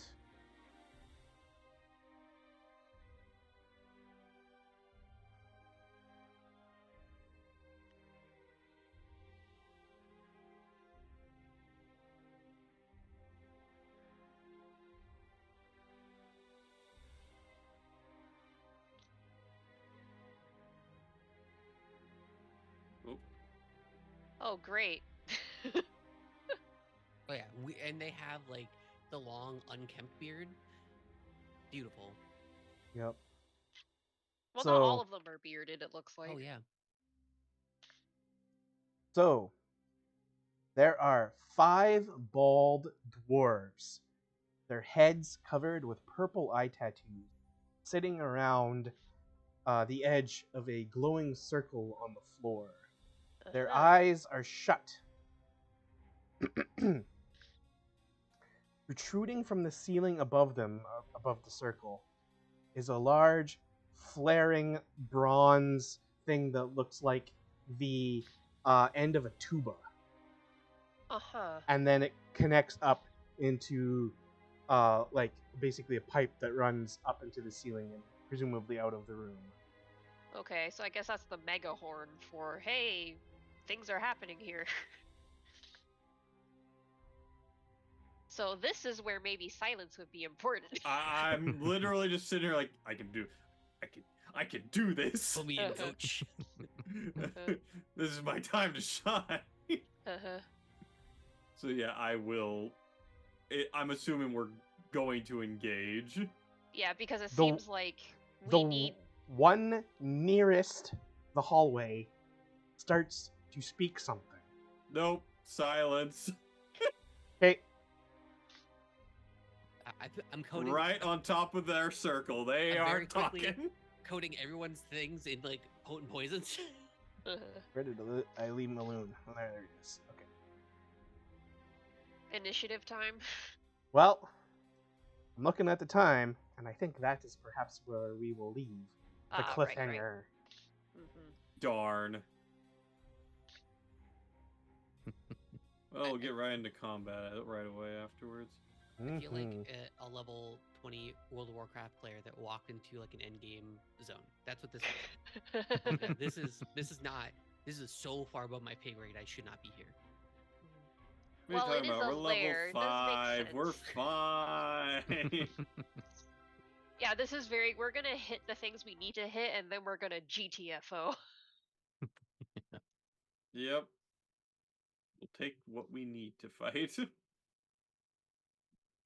Aren't you guys so glad we just walked away from the undead Yes, it was great. beholder?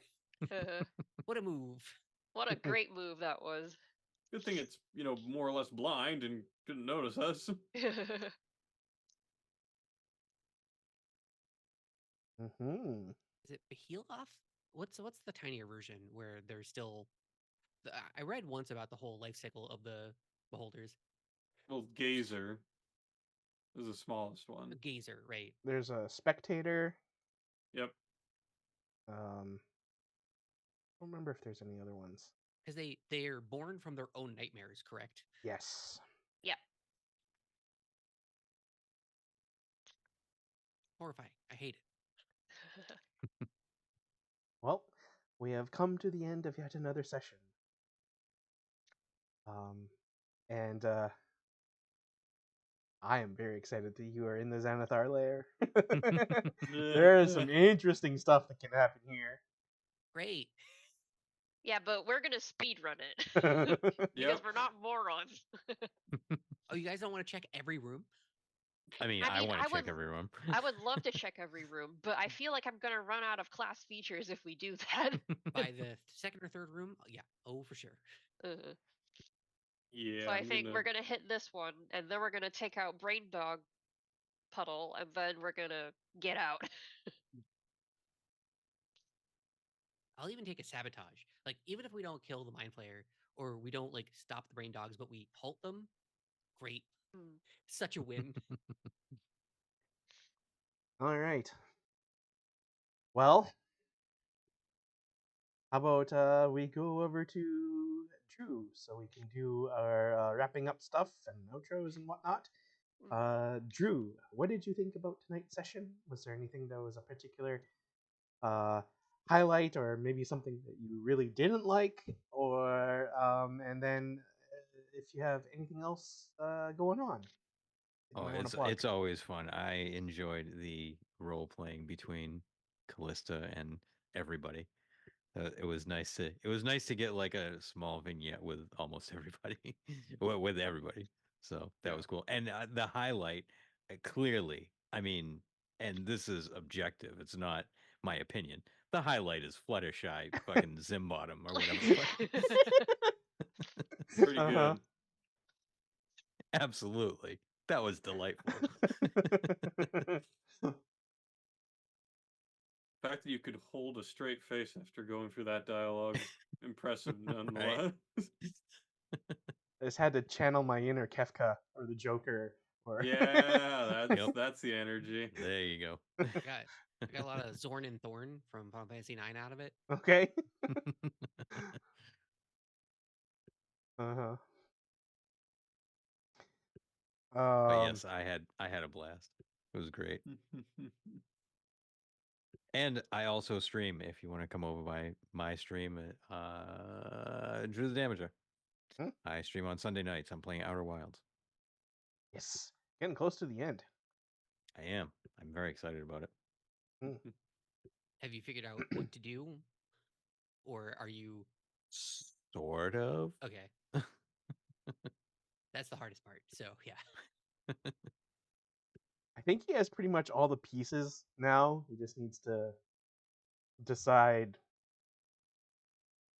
how to accomplish it. Are you gonna do the DLC next?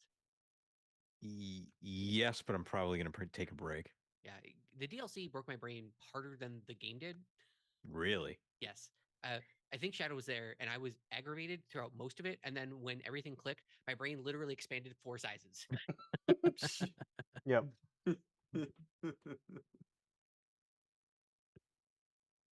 Yeah. Everybody go follow Drew. You haven't already. Well, thank you, Drew. We'll then pass it over to Tilted. Hello. Same kind of prompt.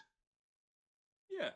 So, I mean, in general, this was, of course, another fun RP session with everyone. It's always delightful to have these fine people here. Like Drew has already stated, seeing Shadow go through that whole segment as, I'm assuming a goblin, but I'm not 100%. It's I'm a assuming it is. deep gnome. Deep gnome. Okay, that makes sense.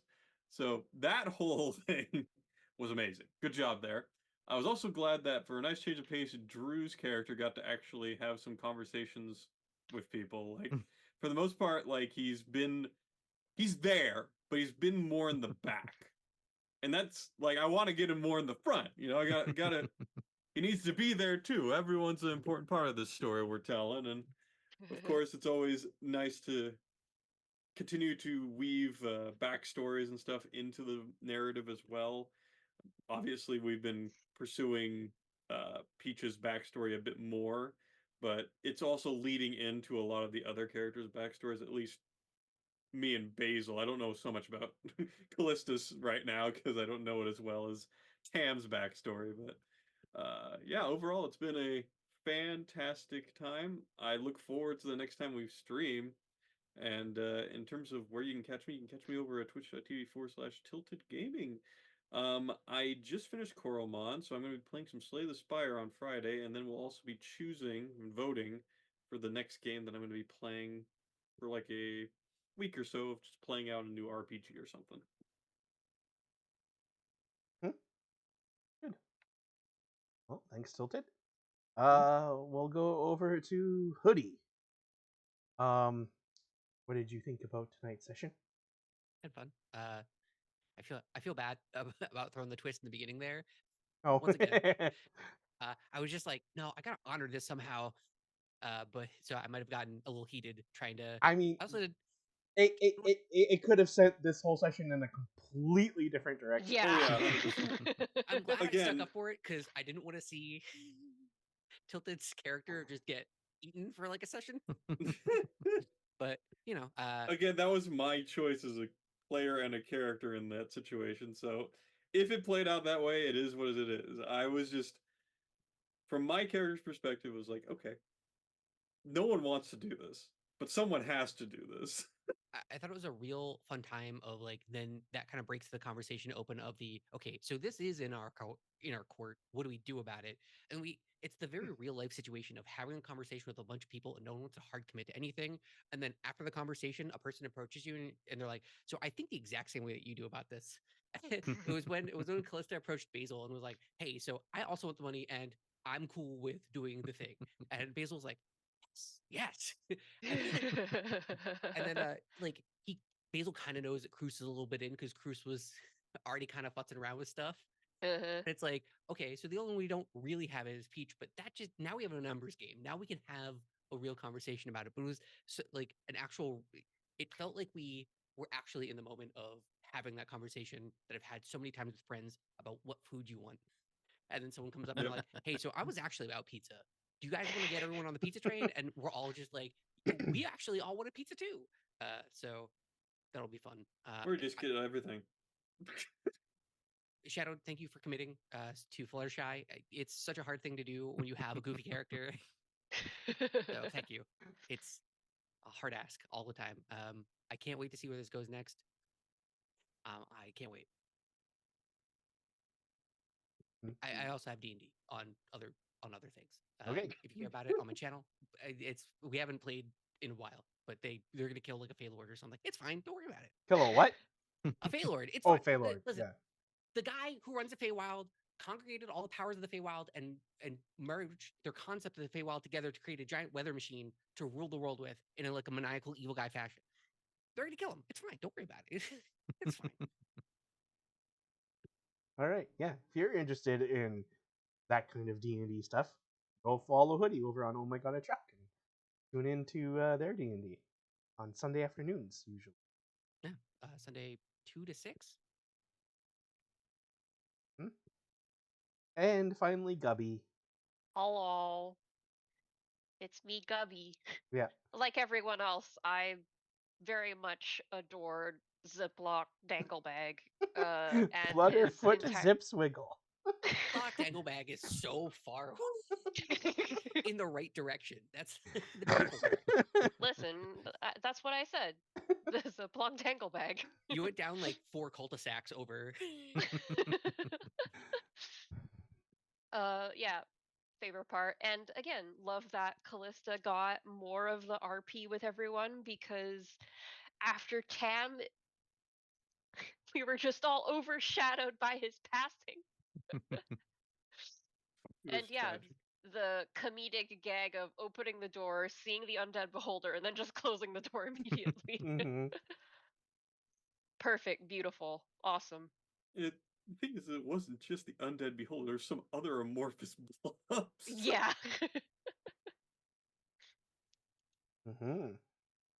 Yeah, see, the thing to remember is the whole idea of Callista was to play a character that was the total polar opposite of Tam. So whereas Tam was a little bit more like upfront and take charge, Callista is a little bit more just kind of going along, you know?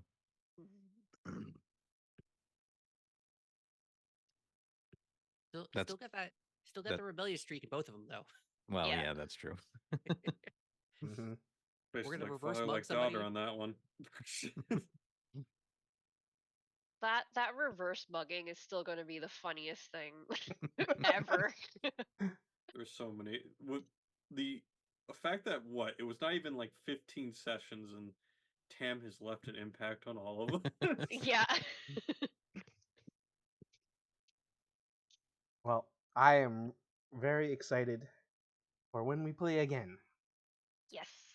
And our next regularly scheduled session is on Wednesday the 19th, which will be at 9:30 p.m. Eastern Daylight Time, because the time change happens this coming Sunday. Yes, it does.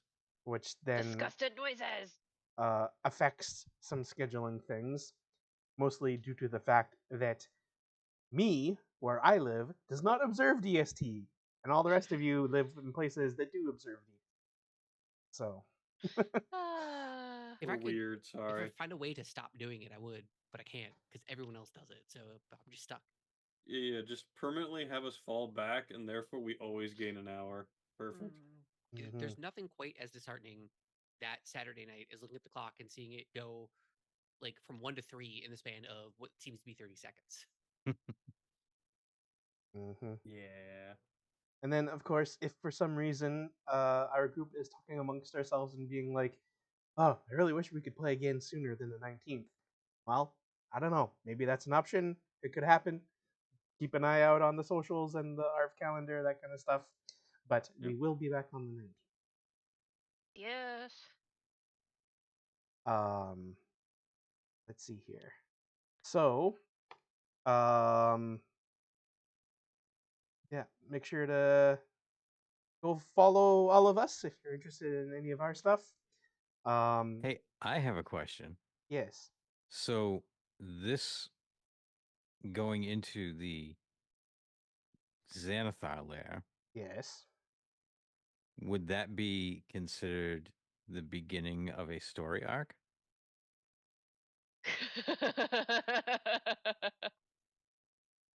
What? I'm unsure. I'm asking, did we just complete a story arc? Oh. Oh, Oh, I see. I see. I see. Ho ho ho ho. I mean, we did skip like 1.5, 2.5 sessions. I don't know. That could have been a completion of a story arc to gain the story lore. Unfortunately, I know what you're trying to ask. And the answer is no. Okay. You have to get to the end of this part. I And got you. All then, right. yes. What could he mean? No level up. What? What? No. Yep. Sorry, I'm being a bit of a bitch.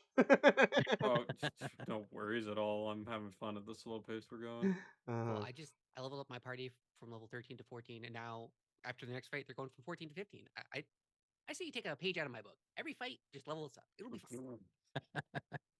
fun. And yes, be sure to check out all of the commands to find all of Arv stuff. Again, thank you to Arv for hosting a campaign on his channel. Check out his books and 5e supplement, and again, commands for Black Lives Matter, Ukraine, and Help Now. And I think that's pretty much it for us for tonight.